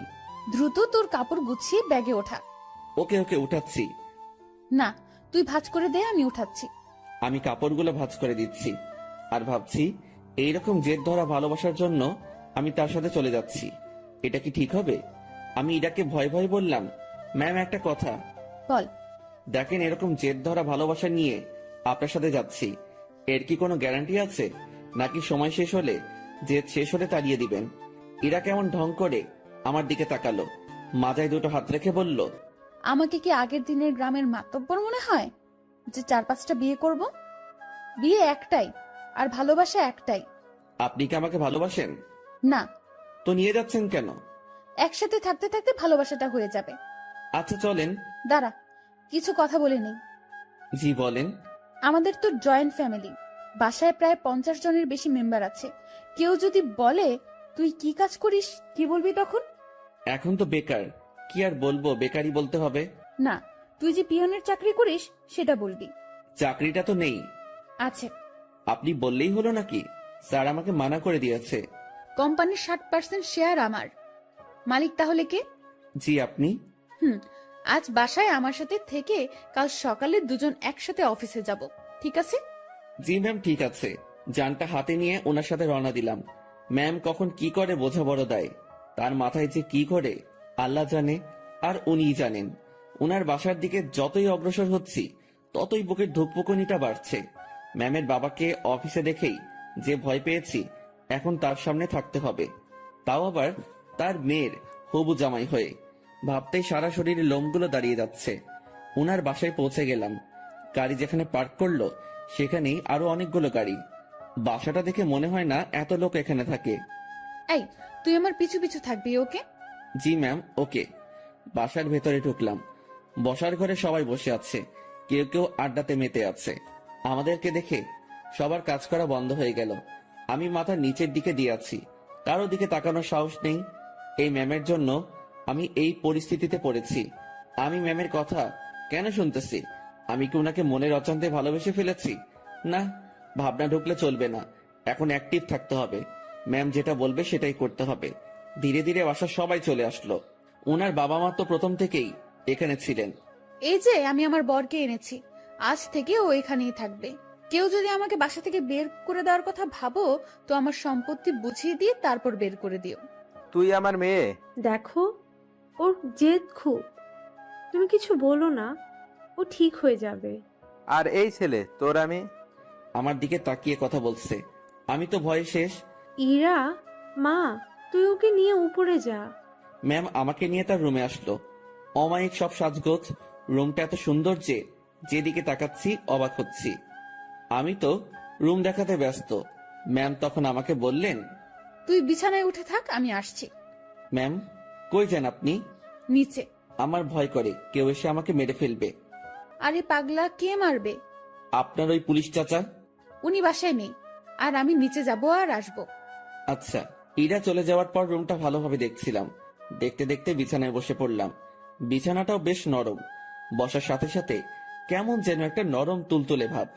হঠাৎ ইরার মা রুমে প্রবেশ করলেন। আমি তাকে দেখে দাঁড়িয়ে গেলাম। উনি আমার কাছে এসে বললেন, বাবা, নাম কি তোমার? জি শুভ। ও, ইরা হয়তো পাগলামি করে এমনটা করেছে। তোমার বাবা মা, ফ্যামিলি আছে, তারা এইসব শুনলে সমস্যা করবে। তুমি বিকেল পর্যন্ত থেকে চলে যেও, একটু পরে ওর রাগ কমে যাবে। আমি কিছু বলার আগেই রুমে ঢুকতে ঢুকতে ইরা বলল, ওর বাবা মা নেই, বিকেল পর্যন্ত রাখার জন্য ওনাকে আমি নিয়ে আসিনি। আর তোমাকে এসব বলতে কে বলেছে? দেখ ইরা, তোর বাবাকে তুই তো চিনিস। বাবাও আমাকে চেনে। বাইরের একটা ছেলে ধরে এনে এভাবে বাসায় ঢুকানো ঠিক হয়নি। লোকে খারাপ বলবে, সমাজ খারাপ বলবে। তো তোমরা সবাই আমাকে ওইসব বলেছিলে কেন, যে ওর সাথে আমার রিলেশন আছে? আচ্ছা, আমরা সবাই তোর কাছে ক্ষমা চেয়ে নিব। এখন তুই ছেলেটাকে বিদায় কর। না, ওকে আর কিভাবে বিদায় করব? ও আমাদের এখানেই থাকবে। মানে? আমার রাগটা কমে যাক, আমি বাবার সাথে কথা বলে নিব। তুমি যাও। তুই এখনই এসে তোর বাবার সাথে কথা বল। যাও তুমি, আমি আসতেছি। ইরার মা চলে যাওয়ার পর, ম্যাম আমি বলি কি, আপনার রাগ কমে যাওয়ার পর আমি চলে যাব। পরিবারের সাথে এমন করতে হয় না। সবাই যেটা বলে সেটার মধ্যে থাকাই ভালো। তোর থেকে ভালো বুঝি আমি। জি ঠিক আছে। তুই যে চলে যেতে চাস, তাহলে আমাদের বন্ধুত্বের কি হবে? এরকম বন্ধু পাওয়া অনেক মুশকিল। এখন পেয়েছি, কাছে রাখার চেষ্টা করব। তুই এখান থেকে যাওয়ার কথা মুখে আনবি না। আচ্ছা ম্যাম, আমার সাথে কিছু সময় কথা বলে তার বাবার কাছে যায়। সেখানে তার বাবার সাথে অনেক কথা হয়, আর সেগুলো আমাকে এসে ম্যাম বলা শুরু করলো। শোন, তোর চাকরি কনফার্ম। ড্রাইভিং করতে পারিস? না। ও আচ্ছা, বাবাকে সত্যি কথাটা বলে দিয়েছি। আর রাগের মাথায় তোর সাথে অনেক কিছুই করে ফেলেছি। তুই মন খারাপ করিস না। আর তুই আমার বন্ধু, তোকে দূরে সরিয়ে দেব না, কাছেই রাখছি আমার ড্রাইভার হিসাবে। আমি যেখানেই যাব তুইও সেখানে। খুশি তো? ম্যাম এত কিছু করলেন, আমার তো এ বাসার লোকজনদের দেখলে ভয় করে। আরে পাগল, ভয় কিসের? আর তুই থাকবি তো আমার সাথে, একা একা তো না। হুম। আর তোর থাকার জায়গাও আমার খুব কাছে। মানে? মানে পাশের রুমে। আমার রুম থেকে তোর রুম যেতে বাইরে দিয়ে ঘুরে যেতে হবে না। 2 রুমের মাঝেই একটা দরজা আছে, দেখবি? আয়। ম্যাম আমাকে নতুন রুমটা দেখিয়ে দিল। ম্যামের কোনো বান্ধবী আসলে এই রুমেই থাকতো। বন্ধু হিসেবে এটা আমার জন্য ফিক্সড। সেই যে এসে রুমে ঢুকেছি, বের হওয়ার নামই নেই। কিভাবে বের হব? বাইরে বের হওয়ার কথা মনে হলেই হাত পা ঠান্ডা হয়ে আসে। এই বাসার মানুষকে বড্ড ভয় হয়। তবে আমি জানি না তারা কেমন। বিকেলবেলা ম্যাম আমাকে নিয়ে বের হয়। ম্যাম গাড়ি চালাচ্ছে আর ধীরে ধীরে আমাকে সবকিছু শিখিয়ে দিচ্ছে। মন দিয়ে সব দেখছিলাম আর শুনছিলাম। সন্ধ্যায় আবার বাসায় ফিরলাম। বাসার কাজের লোকটা আমার খাবার রুমে এসেই দিয়ে যাচ্ছে। তার মানে বাকিদের সাথে খেতে হবে না। বাঁচা গেল। ম্যাম তার রুমে বসে অফিসের কাজ করছে, আর আমি আমার রুমে বসে কোনো কাজ নেই। একবার রুমের এপাশ থেকে ওপাশে যাচ্ছি, কখন আবার রুমের জানালা খুলে দিয়ে দাঁড়িয়ে থাকি। আমার তো আবার প্রকৃতি দেখার অভ্যাস। আর একটু রাত হলো, এবার নজর গেল নিজের ব্যাগের দিকে। ব্যাগ থেকে কাপড় এখনো বের করা হয়নি। বিছানায় ব্যাগ নিয়ে গিয়ে কাপড় বের করছিলাম, আর তখনই সেই সকালের কথা মনে পড়ে গেল। ম্যাম কি টর্চারটাই না করেছিল সকালবেলা, আর সেখানে ওনার কাছে আসা পেটে হাত রাখা। এসব মনে পড়তেই হাসি পেল। একা একা হাসছিলাম। হঠাৎ রুমের ভেতরের দরজায় নক। ম্যাম ডাকছে। তড়িঘড়ি করে উঠে গিয়ে দরজা খুলে দিলাম। জি ম্যাম আসুন। কি করতেছিস তুই? এই যে কাপড়গুলো বের করতেছি। তুই অনেক আলসে মানুষ তো। সেই সকালে আসছি, এখনো তুই কিছুই গুছিয়ে উঠতে পারিসনি।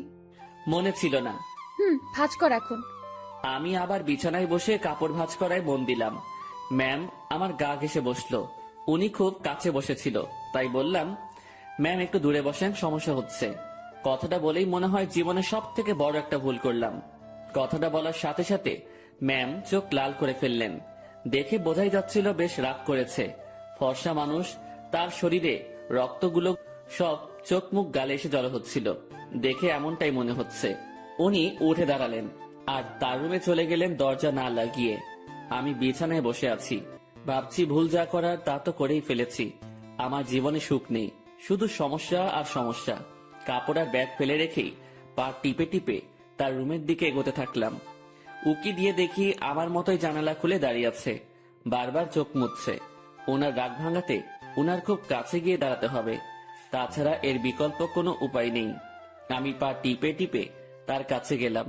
উনি কিছু বলছেন না, হয়তো টের পেয়েছেন আমি আসছি। উনি যে চালাক মানুষ, আমার রুমে প্রবেশ করা অবশ্যই টের পেয়েছেন। আমি তার পাশে গিয়ে দাঁড়াতেই, আপনি আপনার রুমে যান, নয়তো খারাপ কিছু হবে। দুঃখিত, আমার ভুল হয়েছে। আমি আপনাকে আপনার রুমে যেতে বলেছি। আমি আরেকটু কাছে গিয়ে দাঁড়ালাম, কিন্তু তার শরীরের সাথে স্পর্শ লাগেনি। রাগ উঠায়েন না আর। আচ্ছা, ইংরেজি ভাষায় বলতেছি, সরি। তোর সরের আমি, তুই যাবি এখান থেকে? একটু তো দূরেই যেতে বলেছি, তাতেই এত রাগ করতে হবে? আমি তো দূরের মানুষ, দূরেই থাকবো, তাই না? না, কাছের মানুষ। না না, কাছের মানুষ তো দূরে থাকে না, কাছেই থাকে। সরি, আমি বুঝতে পারিনি। আমার বলাটা ঠিক হয়নি, আপনার কাছে আসাটা ঠিক ছিল। রাত হয়েছে, রুমে গিয়ে ঘুমিয়ে পড়ো, সকালে অফিস আছে। রাগ কমেছে তো আপনার? কমে যাবে। এত অভিমানী আমি কখনো দেখিনি। আমি নিজেই নিজেকে প্রশ্ন করলাম, আমি ভুল করছি না তো? উনি এত বন্ধুত্বের কথা বলতেছেন, আমি তো তার ডাকে একটুও সাড়া দিচ্ছি না। আমার কি দূরে থাকাটা ঠিক হচ্ছে? উনি তো তার বন্ধুর জন্য অনেক কিছুই করেছে, আমি তো কিছুই করতে পারলাম না, বা এখনো কিছু করিনি। আমি কি তার বন্ধুত্বের ভালোবাসায় সাড়া দিব? মনের সাথে বোঝাপড়া যখন শেষ হলো, তখন আমি তার ডান হাতটা আমার দু হাতের মধ্যে রেখে বললাম, এই তো কাছে এসেছি, আর দূরে যাওয়ার কথা বলবো না। অমন ভুল কখনো হবে না, সরি। সত্যি তো? উনার কণ্ঠ শুনে মনে হচ্ছিল অভিমানটা অনেকটাই কমেছে। কেন যে ম্যাম এমনটা করে? ম্যাম, এখন যাই তাহলে। কাছে থাকতে ভালো লাগছে না। আপনি তো বললেন কাল অফিস আছে, আমাকে ঘুমাতে বললেন। পরে ঘুমাবি। ম্যাম আনমনে জানালা দিয়ে বাইরে তাকিয়ে আছেন। তার ডান হাতটা তখনই আমার দু হাতের মধ্যে এক অন্যরকম ভালো লাগা কাজ করছিল তখন। সেটা যে কি আমি ঠিক বলতে পারবো না। আমি ম্যামের মুখের দিকে তাকালাম, দেখি মিটিমিটি হাসছে। আমি তার হাসি দেখে প্রশ্ন করেই বসলাম, এভাবে আনমনে বাইরে তাকিয়ে কি দেখেন? বাইরে কি দেখি? তোকে। আমাকে মানে? আরে পাগলা, তুই আমার জীবনে এমন ভাবে আসলি, মানে আমি ভাবতেই পারিনি। তোর মতো একটা গাধা, তবে ভালো মানুষের সাথে বন্ধুত্ব হয়েছে। তবে আমার পোড়া কপাল। কেন? তুই আমাকে দেখে ভয় করিস, তেমন কথা বলতে চাস না। আমি যা বলি শুধু সেটাই করিস। আর কি করব? যাই হোক, সব ঠিক হয়ে যাবে। যা, এখন ঘুমিয়ে পড়। আচ্ছা, গুড নাইট। Good night. পরদিন সকালবেলা থেকে অফিস করা শুরু করলাম। ম্যামের সাথেই সবসময় থাকা, উনি যা বলে সেগুলো শোনা এবং করা, এগুলোতেই ব্যস্ত। দিনকে দিন যাচ্ছিল, আমার অবস্থা ততই ভালো হচ্ছিল। ম্যামের সাথে কথা বলতে এখন আর ভয় লাগে না। কোনো কিছু লাগলে সোজা সাপটা বলে দেই। এদিকে ড্রাইভিংটাও একটু একটু শিখেছি। তাদের বাসার দু একজনের সাথে কথাও হয়েছে। মোটামুটি সবকিছু স্বাভাবিকের দিকেই বলা যায়। কিন্তু এমনটা একটা দিন আসলো, সেদিন আমার স্বাভাবিক মন আর ঠিক থাকলো না। ম্যামের বাবা ম্যামের বিয়ের জন্য ছেলে দেখেছে। আজ অফিসে যাওয়া হয়নি আমাদের, কারণ ছেলেপক্ষ দেখতে আসবে। কিন্তু আমার কেমন জানি ভয় ভয় লাগছে। বারবার মনে হচ্ছে ওনার বিয়ে হওয়ার কি দরকার? এমন থাকলেও তো পারে। আমি যা ভাবছি সেটা তো ভুল, বিয়ে তো হবেই। আমি আমার রুমে বসে ছটফট করছিলাম। ম্যামের রুমে বারবার উকি দিচ্ছি। উনি বেশ স্বাভাবিকভাবেই আছেন। দেখে মনে হচ্ছে না উনি কোনো টেনশন বা ভয় আছেন। তাহলে আমি ভয় করছি কেন? আমি তাকে হারানোর ভয় করছি না তো? ছি ছি, তাকে হারানোর কি আছে? সে তো আর আমার না। ম্যাম আমাকে বলেছিল উনি আমাকে ভালোবাসেন, সেটা ছিল বন্ধুত্বের। আর আমি যেটা ভাবছি সেটা তো অন্য কিছু। না, নিজের মনের অজান্তেই তাকে ভালোবেসে ফেললাম। এসব কখন হলো? আমি তো এইরকম কিছু ভাবিনি তার সম্পর্কে। পরক্ষণেই মনে হলো আমি তার চিন্তায় দিন পার করেছি, সেখান থেকেই এই অবস্থা। নিজের রুমে আর থাকতে পারলাম না। বিছানা থেকে উঠে ম্যামের রুমে চলে গেলাম। ম্যাম বসে বই পড়ছেন। আমাকে দেখে বললেন, কিছু বলবি? বল। আপনাকে দেখতে আসছে। তুই তো জানিস, নতুন করে প্রশ্ন করার কি আছে? যদি তারা আপনাকে পছন্দ করে, আপনি কি রাজি হবেন? ছেলে যদি ভালো হয়, পরিবার যদি ভালো হয়, তাহলে মানা করব কেন? তাই ঠিক। এটাই বলতে আসছিলি? না। সকাল সকাল তোতলানো শুরু করেছিস? কিছু হয়েছে? একটা কথা বলার ছিল। ম্যাম আমার দিকে তাকিয়ে বইটা বন্ধ করে পাশে রাখলো। তারপর আমাকে তার সামনাসামনি বসতে বলল। তোকে দেখে মনে হচ্ছে আমাকে কিছু বলতে চাচ্ছিস, কিন্তু ভয় করতেছিস। হ্যাঁ, ওই রকমই। ভয় নেই, বল। কিছু বলবেন না তো? আরে আমি তোর বন্ধু না, তোকে কি বলবো পাগল? ভয় নেই, বল। আপনি আপনার বাবাকে বলে বিয়েটা ক্যান্সেল করে দেন। ওই বিয়ে তো ঠিকই হয়নি, এখনই কিভাবে ক্যান্সেল করে দিব? আর কেন ক্যান্সেল করব? আরে আপনি চলে গেলে আমি কিভাবে থাকবো? ওই কিভাবে থাকবি মানে? তুইও থাকবি বাসার বাকি যারা যেভাবে আছে সেভাবে। আমাকে ছাড়া আপনি কি থাকতে পারবেন? ম্যাম আমার দিকে এক দৃষ্টিতে তাকিয়ে আছে। আমার কথা শুনে হয়তো সে অবাক হয়েছে। এই বাসায় বিয়ে করেন? মানে তোর মাথা গেছে নাকি? I love you. মুখ ফসকে হোক আর যেভাবে হোক কথাটা বলে ফেললাম। মনে মনে ভাবছিলাম বাংলায় বলবো, কিন্তু মুখ থেকে ইংরেজিতেই বেরিয়ে গেল। আমার কথা শুনে ম্যাম মিটি মিটি হাসতেছেন। তুই যা বললি ভেবে বলেছিস? না, কেন? ভাবার কি আছে? আমার যেটা নিয়ে ভয় হয়েছে সেটার জন্য বলেছি এটা। কি নিয়ে ভয় হয়েছে? আপনার চলে যাওয়া। আমি চলে গেলে তো কি হয়েছে? তুই একটা বিয়ে করবি, তার সাথে থাকবি, সে তোর কেয়ার করবে। আপনাকে লাগবে। বাচ্চাদের মতো আবদার করতেছিস কেন? জানি না। এক অন্যরকম শুভকে দেখছি, যে কখনো এভাবে আমার কাছ থেকে কিছু চায়নি। আচ্ছা কি লাগবে, কি জন্য লাগবে, সবকিছু বুঝিয়ে বল। আমি কিছু বোঝাতে পারবো না। আপনাকে লাগবে, আর আপনাকে ভালোবাসার জন্য লাগবে। আমার এমন কথা শুনে ম্যাম লজ্জায় তো শেষ, অন্যদিকে তাকিয়ে হাসতেছে। হাসি থামিয়ে বলল, তো এখন আমাকে কি করতে হবে? আপনি বোঝেন না? যতই বুঝি, কিন্তু আপনাকে বলতে হবে। কি করতে হবে বলেন। একবার তো বললামই যে ভালোবাসি, আর আমার কাছে থাকতে হবে। যদি বলি ভালোবাসি না? আমি চুপ করে রইলাম। এই কথার উত্তর দে। আমি কিভাবে আটকাবো? চলে যাবেন, আমিও চলে যাব। কোথায় যাবি? জানি না। ও, তো বলেন, ভালোবাসার বীজ কবে বপন করেছিলেন, আর সেটা থেকে চারা গাছ হলো কিভাবে? ইরা নামের একটা পাখি আমার জমিতে এসে তার মুখ থেকে ভালোবাসার বীজটা ফেলে দিয়ে চলে যায়, আর সেই বীজটাই। পুরোটা বলার আগেই ম্যাম হাসতে হাসতে শেষ। উনার হাসি দেখে আমার রাগ হচ্ছিল। আমি উনাকে কিছু বোঝাতে যাচ্ছি, আর উনি হেসে উড়িয়ে দিচ্ছেন। উনি হাসি থামিয়ে বললেন, আজ সকালটা অন্যরকম ভাবে শুরু হলো। এমন হাসির কথা কখনো শুনিনি। উনার কথা শুনে বেশ লজ্জা পেলাম। হয়তো মনের কথাটা বলা ঠিক হয়নি।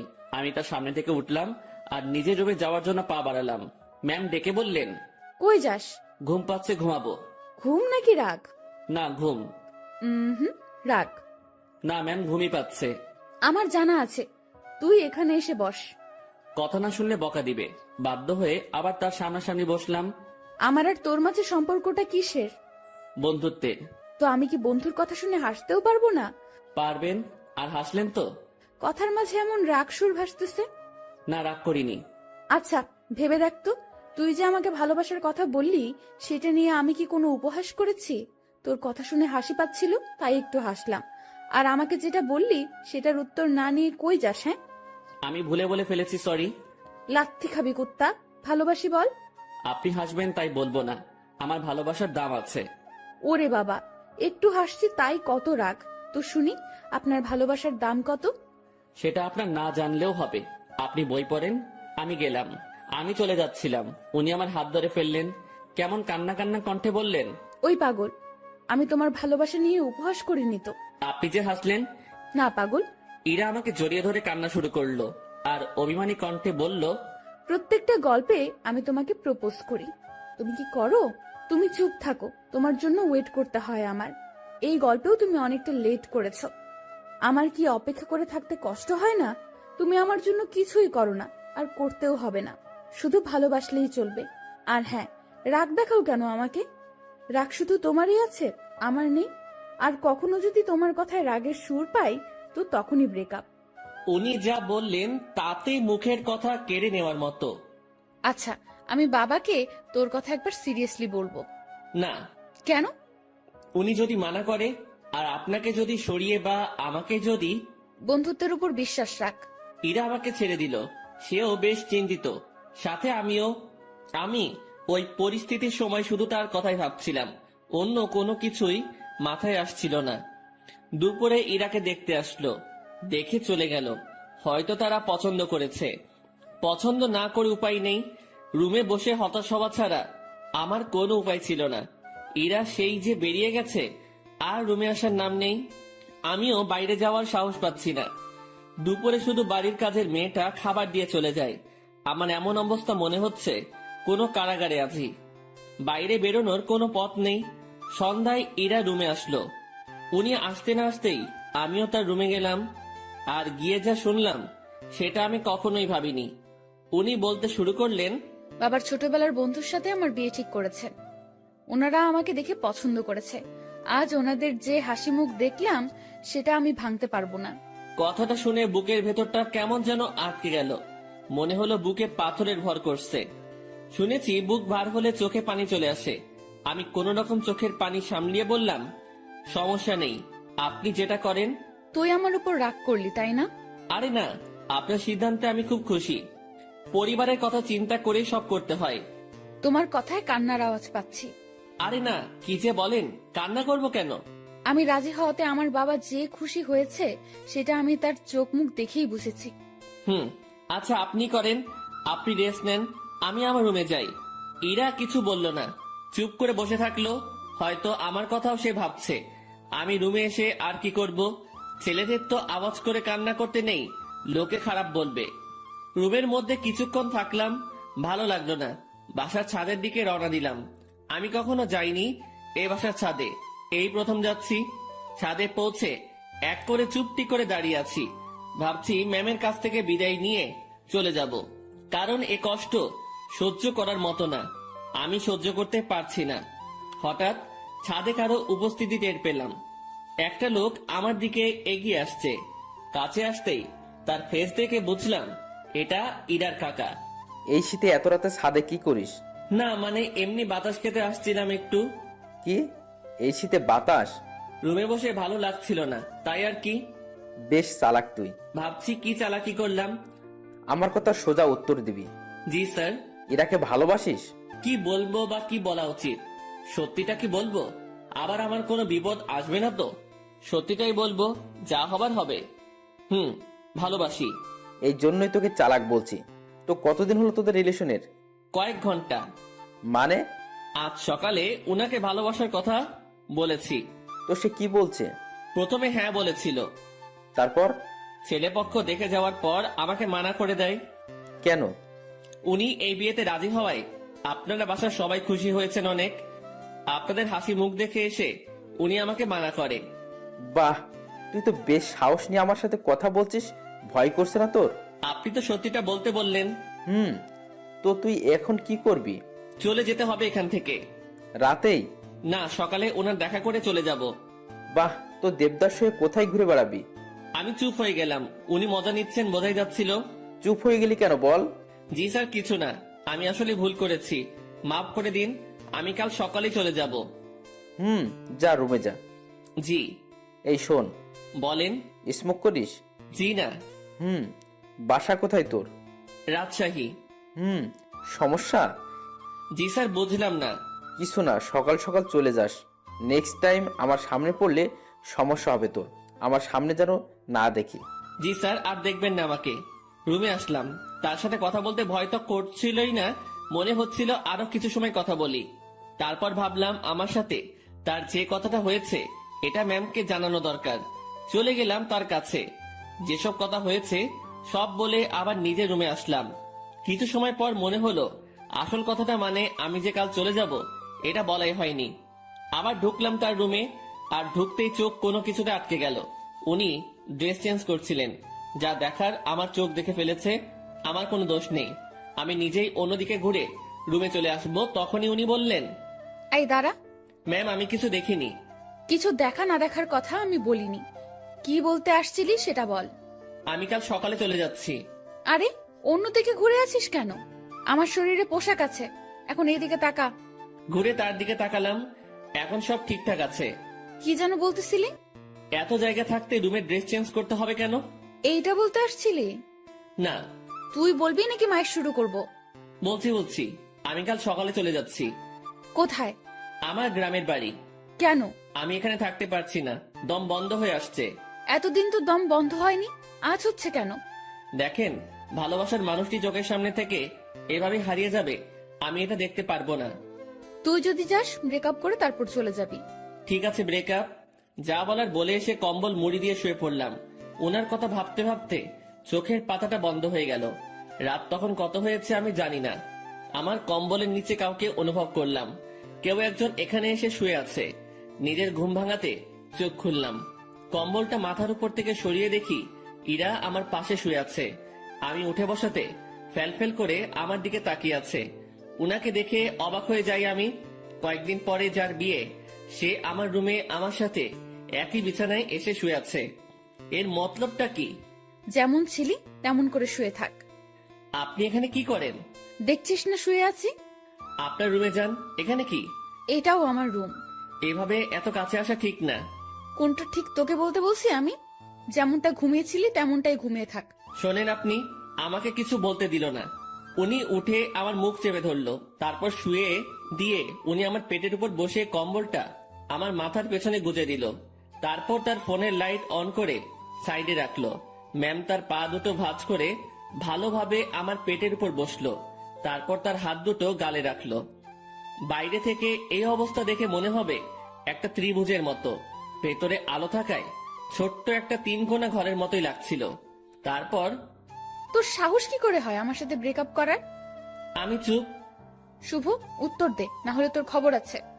আপনার যাতে ভালো হয় সেই জন্যই করেছি। তুই ব্রেকআপ করার কে? করলে আমি করব। আমি করতে পারি না। তুই কেন করবি? ভালো তো আমি বাসি, ব্রেকআপ আমি করব। আর আমি কি ভালোবাসি না? আমার থেকে কম, সো তোর ব্রেকআপের কোনো দাম নাই। আচ্ছা, আপনি পেটের উপর থেকে নামেন, ব্যথা করতেছে। করলে করুক, আমি কি করব? আপনি যা করছেন সেটা ঠিক না। কি করতেছি আমি? এই যে এইভাবে বসে আছেন, আবার তোকে জ্ঞান দিতে বলেছি আমি। জি না। এরপর ইরা তার হাত দিয়ে আমার ঠোঁট স্পর্শ করা শুরু করলো, নাকে চোখে হাত বুলিয়ে দিল। আমি যে বসে আছি তাতে কি তোর বেশি কষ্ট হচ্ছে? না, কিন্তু এইরকম ভাবে হাত দিচ্ছেন এটা ভালো লাগছে না। I love you. নতুন বরকে বইলেন, কথাটা বলার সাথে সাথে গালে চর বসিয়ে দিল। আই লাভ ইউ টু বল, নয়তো আরো মারবো। টুট টুট টুট। কিসের টুটু? পুরোটা বল। ভালোবাসি আমিও। ওয়াও, খুব বলেছেন। চলো এখন রোম্যান্স করি। ম্যাম ওয়েট, কিসের রোম্যান্স? আমি তো আপনার বর না, এগুলো ঠিক হবে না। আপনি আপনার রুমে যান। আহারে, আমি তো রোম্যান্স করবই, সে বিয়ে হোক আর না হোক। ম্যাম, কি? ছেড়ে দেন না। ওলে, খুব ভয় লাগছে তোমার? ইরা বসা থেকে এবার আমার পুরো শরীরের উপর শুয়ে পড়লো। ভয়ে বুকের মধ্যে দুরুম দারুম শব্দ হচ্ছে। ইরা এবার আমার বুকের উপর হাত রেখে তাতে তার থুতনি রাখলো আর বোকা বোকা গলায় বলল, ভয় নেই, এই যে তোমার কাঁধ থেকে মাথা পর্যন্ত আজ আমি এইটুকুতে আমি যা ইচ্ছা করব। ওনাকে আর থামাতে পারলাম না। ভেতরে ফোনের লাইট নিভিয়ে দিয়ে আমার ঘাড়ে আর গলায় তার ঠোঁটের স্পর্শ দেওয়া শুরু করলো। তার খোলা চুলগুলো আমার দিকে হেলেছিল, আর উনি তো তার কাজ করেই যাচ্ছেন। কিছু সময় পর, আমি তোমার বুকে এখন ঘুমাবো, সকালে আমাকে ডেকে দিও। আমি কিছু করতে পারি না। তুমি আবার করবা? তুমি মানে, সরি, আপনি যেগুলো করলেন। ওই না, তুমি কেন করবা? তুমি কিচ্ছু করতে পারবে না। হুম। রাগ। আরে না, কি বলেন, রাগ করবো কেন? সরি। ইরা ফোনের লাইট আবার অন করলো। উনি ওনার গলা থেকে ওড়নাটা সরিয়ে দিতে নিচ্ছিল, আমি থামিয়ে দিলাম। কি করছেন? তুমি না বললে কি যেন করবা? আপনার ওই গলাটুকুই লাগবে।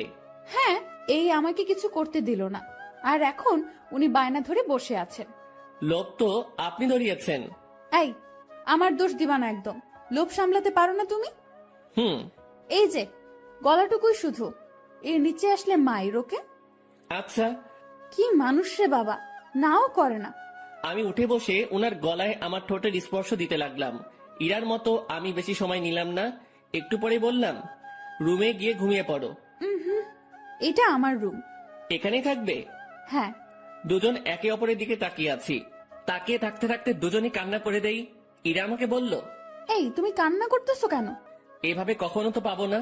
ধুর, পাগলকে বলে পাবে না। তুমি তো চলেই যাবে। আমি থাকার চেষ্টা করব। আর তুমি কান্না করতেছো কেন? বলা যাবে না। বলো না। পাগলটাকে অনেক ভালোবেসে ফেলেছি। ইরার আমার কপালের সাথে তার কপাল ঠেকালো। ওর চোখের পানি আমার মুখের উপর পড়ছে। অনেক কান্না হয়েছে, থামো। এখানে থাকবো, না করো না প্লিজ। আচ্ছা থাকো। তোমার বুকের উপর ঘুমাবো। হুম। রাগ করবে না তো? না। ইরা আমার গালের সাথে গাল লাগিয়ে শুয়ে পড়লো। দুজন ভোরে উঠবো, উঠে হাঁটতে বের হব।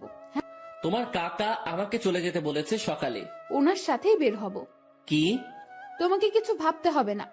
উনি আমাকে দেখলে গুলি করবে। আমি যদি বলি জামাই বলে ডাকবে। মানে? তুমি যে বললা ওনার সাথে কথা বলছো, হুম। উনি আবার আমাকে কল করেছিল আমি সব সত্যিই বলেছি। তারপর উনি কি বলল জানো? কি বললো? আমাদের বিয়ের দায়িত্ব উনি নিয়েছেন, সব উনি সামলাবেন। উনি তোমাকে অনেক পছন্দ করেছেন। কি জন্য? সেটা আমি কিভাবে বলবো? সত্যি কথা বলেছো, তাই মনে হয় ভালো লেগেছে তার। ও, আর কোনো কথা না, এবার শুধু ঘুম হবে, ঘুম ঘুম আর ঘুম হবে। চোখ বন্ধ করো পাগল। দুজনেই ঘুমিয়ে গেলাম। পরদিন ভোরে ইরা আমাকে ডেকে তুললো। তারপর হাঁটতে বের হলাম। পথে সত্যি সত্যি ইরার কাকার সাথে দেখা হলো। উনি আমাদেরকে দেখে মুচকি হাসলেন, কিন্তু কিছু বললেন না। এই চলো জগিং করি, ভুঁড়ি হতে দেওয়া যাবে না। ভুঁড়িওয়ালা বর আমার পছন্দ না। ওনার কথা শুনে মুচকি হাসা ছাড়া উপায় নেই। সকালে সব কাজ শেষে অফিসে আসলাম দুজন। অফিসের কেউ এ ব্যাপারে কিছু জানে না, তাই কোনো সমালোচনাও হয়নি। এসব বিষয় জানলে কেউ না কেউ আমাকে জিজ্ঞাসা করতই। দুপুরের পর এক শার্ট প্যান্ট কোট পরা ভদ্রলোক ইরা রুমে ঢুকলো। লোকটিকে দেখে কেমন যেন সন্দেহ হচ্ছিল আমার। কিছু সময় পর ইরা আমাকে ডাকলো। যাক, সন্দেহ এবার দূর হবে। রুমে ঢুকে দেখি ম্যাম বেশ রাগান্বিত। জি ম্যাম, বলেন। এই যে, এটাই আমার পাগল, দেখে নিন। আমি মনে মনে ভাবছি, হ্যাঁ, ম্যামের লাজ লজ্জা কিচ্ছু নেই, এইভাবে কেউ পরিচয় করিয়ে দেয়? তো কিছু বলবেন আর? এরকম একটা ছেলেকে আপনার পছন্দ? ওর কিছু আছে? দেখতে তো কেমন জানি লাগে। ওই আমার পাগলের মধ্যে কি আছে না আছে আমি জানি, আপনাকে বুঝতে হবে না। আপনি আসতে পারেন। ভেবে দেখেন, এর সাথে থাকলে আপনার জীবন নষ্ট হতে পারে। এই শালা, ভাষা খারাপ করবি না। জীবন নষ্ট হবে মানে? ম্যাম তো তাকে মারার জন্য উঠেছে। এতক্ষণে বুঝলাম এই লোকটাই ম্যামকে দেখতে আসছিল। ম্যাম যেভাবে মারার জন্য দাঁড়িয়েছে, লোকটি ভয়ে চেয়ার উল্টে পড়ে যায়। ম্যামকে থামিয়ে আমি উনাকে টেনে তুললাম। দেখছিস আমার পাগলের মধ্যে কি আছে? সে চলে গেল। ম্যাম, এইভাবে কেউ ভয় দেখায়? আরে ভাই বলিস না, মাথাটাই খারাপ করে দিছে। আমি কত বুঝালাম, বুঝলোই না। আমি বাইরে চলে আসছি। ম্যাম তখন পেছন থেকে ডাকলো। ওই আমার পাগল। জি ম্যাম, বলেন। উনি মুচকি হেসে বললেন, কিছু ফাইল কপি করতে হবে, একটু সাহায্য করবেন? আমি করে দিচ্ছি। আরে আমার রুমের মেশিনে কালি নেই, তুমি ম্যানেজারের রুম থেকে বের করে নিয়ে আসো। আচ্ছা। ইরা ফাইলগুলো আমার হাতে দিল। উনিও ফাইলটা ধরে আছেন, আমিও এক পাশে ধরে আছি। উনি ছাড়ছেন না। রাগ করলে নাকি আবার? ছি, না ম্যাম, রাগ করবো কেন? এই যে কাজ করাচ্ছি। এটা তো আমারই কাজ। তোমাকে দিয়ে কাজ করাতে ইচ্ছে করে না গো। আমার কাজ করতে ইচ্ছে করে। স্যার যান, এখন এগুলো কপি করে নিয়ে আসেন। আর হ্যাঁ, আজ বাসায় ফিরতে রাত হবে। সন্ধ্যায় বাইরে গিয়ে খেয়ে এসে আবার কাজ শুরু করব, ঠিক আছে? আচ্ছা ঠিক আছে। সন্ধ্যায় দুজন বাইরে গিয়ে খেয়ে আসি, তারপর আবার কাজ শুরু। বিকেল থেকেই আমি ম্যামের রুমে বসে ওনার কাজ দেখছি মনোযোগ দিয়ে। মাঝে মাঝে কথা হচ্ছে। কাজ শেষের দিকে ম্যাম তখন বলল, আজ কি করব জানো? কি করবেন? এই যে তুমি করে বলো। কি করবা? এক জগ চা বানিয়ে দুজন রাত 10টার পর ছাদে যাব। কেন? গল্প করব। এই ঠান্ডায় ছাদে? রুমেই তো ভালো। আরে না, ছাদে আগুনের ব্যবস্থা করব। তুমি আমি পাশাপাশি বসে চা পান করব আর গল্প করব। আর স্যার, মানে আপনার বাবা যদি দেখে? ও পাগল রে পাগল, কাকা তো বাবাকে সব বলে দিয়েছে। বাবা আবার তার বন্ধুকে মানা করে দিয়েছে। আর সেই জন্যই ছেলেটি আমার কাছে আসছে রিকোয়েস্ট করার জন্য, যাতে আমি মানা না করি। তারপর তোমার কথা বললাম, তোমাকে দেখালাম। ও, এই ব্যাপার? জি, এখন বাসায় সব চলবে। সব চলবে মানে? বাসায় চলো, বাসায় গিয়ে বুঝাবো নি। ঠিক আছে পাগল? কাজ শেষে আমরা বাসায় আসলাম। প্রতিদিনের মতো আজ আমাকে আর একা খেতে হলো না, সবার সাথে বসে খাচ্ছি। বেশ ভয় নিয়েই টেবিলে বসে আছি। ধীরে ধীরে সবার সাথে পরিচিতি হলাম। খাওয়া শেষে ইরার বাবা আমাকে ডেকে বাইরে নিয়ে গেলেন। দেখো, বাসার সবাই তোমাকে মেনে নিচ্ছে, শুধু আমি বাদে। এর পেছনে কারণও আছে। তুমি সামান্য একটা মানুষ, কত বড় ফ্যামিলির দিকে হাত বাড়িয়েছো সেটা খেয়াল করেছো? ধরো কাল তোমাদের বিয়ে দিয়ে দিলাম, তারপর আমার মেয়েকে নিয়ে উঠাবে কোথায়? স্যার, বেয়াদবি মনে না নিলে একটা কথা বলি। বলো। আপনার মেয়ে বলেছে ও কাজ করে খাওয়াবে কিছুদিন। এর মাঝে আমিও কিছু একটা করে ফেলতে পারবো ওর সাহায্যে। আমরা এমনটাই ভেবেছি। ও, বউয়ের হাতের কামাই খাবে? না, বন্ধুর হাতের কামাই খাবো। মুখের উপর কথা বলছো। আমি তো বলেই নিলাম, কিছু মনে করবেন না। ওকে, 2 দিন পর তোমাদের বিয়ে। সমাজের নিয়ম অনুযায়ী আমার মেয়েকে নিয়ে বাসা থেকে বেরিয়ে যাবে। কোথায় যাবে সেটা আমি জানি না, ওকে? জি স্যার। কথাটা ইরাকেও জানিয়ে দিও। জি। ইরার বাবা আমাদের উপর বেশ রেগে আছেন। রাগাটাই স্বাভাবিক, যা কাজ করেছি। বাইরে দেরি না করে ইরার কাছে গেলাম, গিয়ে কথাগুলো বললাম। এত তাড়াতাড়ি বিয়ে? ভাবলাম মাসখানেক একটু প্রেম টেম করবো, এখানে ওখানে ঘুরতে যাব, সেগুলো মনে হয় আর হবেই না। বিয়ের জন্য প্রস্তুতি নিতে হবে। হ্যাঁ, আগে তো বাসা ঠিক করতে হবে। তুই বেটা তো টেনশন নিতেছিস কেন? তুই বাবাকে বলেছিস বন্ধুকে বিয়ে করতেছিস, তাই না? হুম। তো তোর বন্ধু থাকতে এত টেনশন কেন? শোন, আমি একটা ফ্ল্যাট কালকের মধ্যে কিনে নেব। আর হ্যাঁ, সংসার করতে অনেক কিছু প্রয়োজন, সেগুলোও কিনতে হবে। হুম। বিয়ের পর সংসারে তুমি আমি 50-50 খরচ দিব। আমি এত টাকা কই পাবো? ও হ্যাঁ, তাও তো একটা কথা। আচ্ছা শোন, উপায় একটা বের করেছি। আমি দিব 80%, আর তুই 20%, আর ভালোবাসা দিবি তুই 99%, আর আমি 1%। কি? না, আপনি আমাকে ভালোবাসবেন না। যদি সংসারে 50-50 খরচ দিতে পারেন, ভালোবাসাটাও তেমনই ভাগ হবে। এটা কোনো কথা? তো নিজেদের মধ্যে রাজনীতি করাটা কি ঠিক? দেখ, আন্দোলন করতে থাক, কাজ হয় কিনা। মনটা একটু নরম করেন। আপনি যদি আমাকে 1% ভালোবাসা দেন, তো ভালোবাসার পিপাসায় আমি তো মারা যাব। ওই মুখে ওসব মারা যাওয়ার কথা আনবি না। জি ম্যাম। যা রুমে গিয়ে ফ্রেশ হয়ে নে। আচ্ছা। ফ্রেশ হয়ে দরজা লাগিয়ে দিলাম, কারণ দরজা খোলা থাকলে আজ আর ঘুমাতে দিবে না। ঘুম প্রায় চলেই আসছে, সেই সময় ডাকাডাকি শুরু করলো। মুখে বিরক্তি নিয়ে দরজা খুললাম। ওই এখনই ঘুমাচ্ছিস কেন? চা রেডি, চল ছাদে যাব। ওকে চলেন। ঘুমের 12টা বেজে গেল। দুজনে গিয়ে ছাদের মাঝখানে কিছু কাঠখড়ি দিয়ে আগুন জ্বালিয়ে নিলাম। ওনার সব কথা শুনতে হচ্ছে। এদিকে আমার নাজেহাল অবস্থা। নিচে থেকে উপরে এতগুলো কাঠখড়ি আনা, তাও আবার চোখে ঘুম নিয়ে প্রচন্ড রকমের বিরক্ত লাগছিল। আমি আর ইরা আগুনের খুব কাছাকাছি বসলাম। সে আমার শরীর ঘেঁষে বসলো। সে জগ থেকে একটা কাপে চা ঢাললো, তারপর কাপটা আমার হাতে দিয়ে বলল, আগে তুমি খাও, এই পুরোটা না, কিন্তু জাস্ট এক চুমুক, তারপর আমি, তারপর আবার তুমি খাবে। ইরা কথাটা বলে আমার হাতের মধ্যে দিয়ে হাত দিয়ে জড়িয়ে নিল। আমি এক চুমুক খেলাম, আর তারপর উনার মুখে ধরলাম। আমি যে জায়গাটায় ঠোঁট লাগিয়েছিলাম, ঠিক সেখানে সে ঠোঁট লাগিয়ে চা খেলো। খাওয়া শেষে ইরা আমার কাঁধে মাথা রাখলো। ওই একটা গল্প বলো। রুমে গিয়ে বলবো নি? জি না শুভ সাহেব, এখানে বলেন। কি বলবো মাথায় আসছে না। আনরোমান্টিক একটা বর।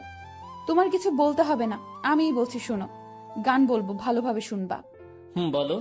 আমার কাছে তুমি মানে 7 রাজার ধন, আমার কাছে তুমি মানে অন্যরকম, আমার কাছে তুমি মানে আমার পোষা পাখি, দিনে রাইতে চোখ বুজিয়া তোমায় আমি দেখি, তোমার কাছে হয়তো বন্ধু আমি কিছু না, তাই তো তোমার স্বপ্নে বন্ধু আমি আসি না। এই ওয়েট ওয়েট, আমি ইরাকে গানের মাঝে থামিয়ে দিলাম। কি হয়েছে, থামালে কেন? তুমি আমার স্বপ্নে আসো তো? আরে গাধা, এটা গানের লাইনে আছে, তাই বলছি। আমি তো জানি তুমি আমাকে কেমন ভালোবাসো। তুমি গানটা পারো? হুম। ও দারুণ, তাহলে চলো একসাথে গাই। তারপর থেকে শুরু করলাম। আমি মানে তুমি, আর তুমি মানে আমি।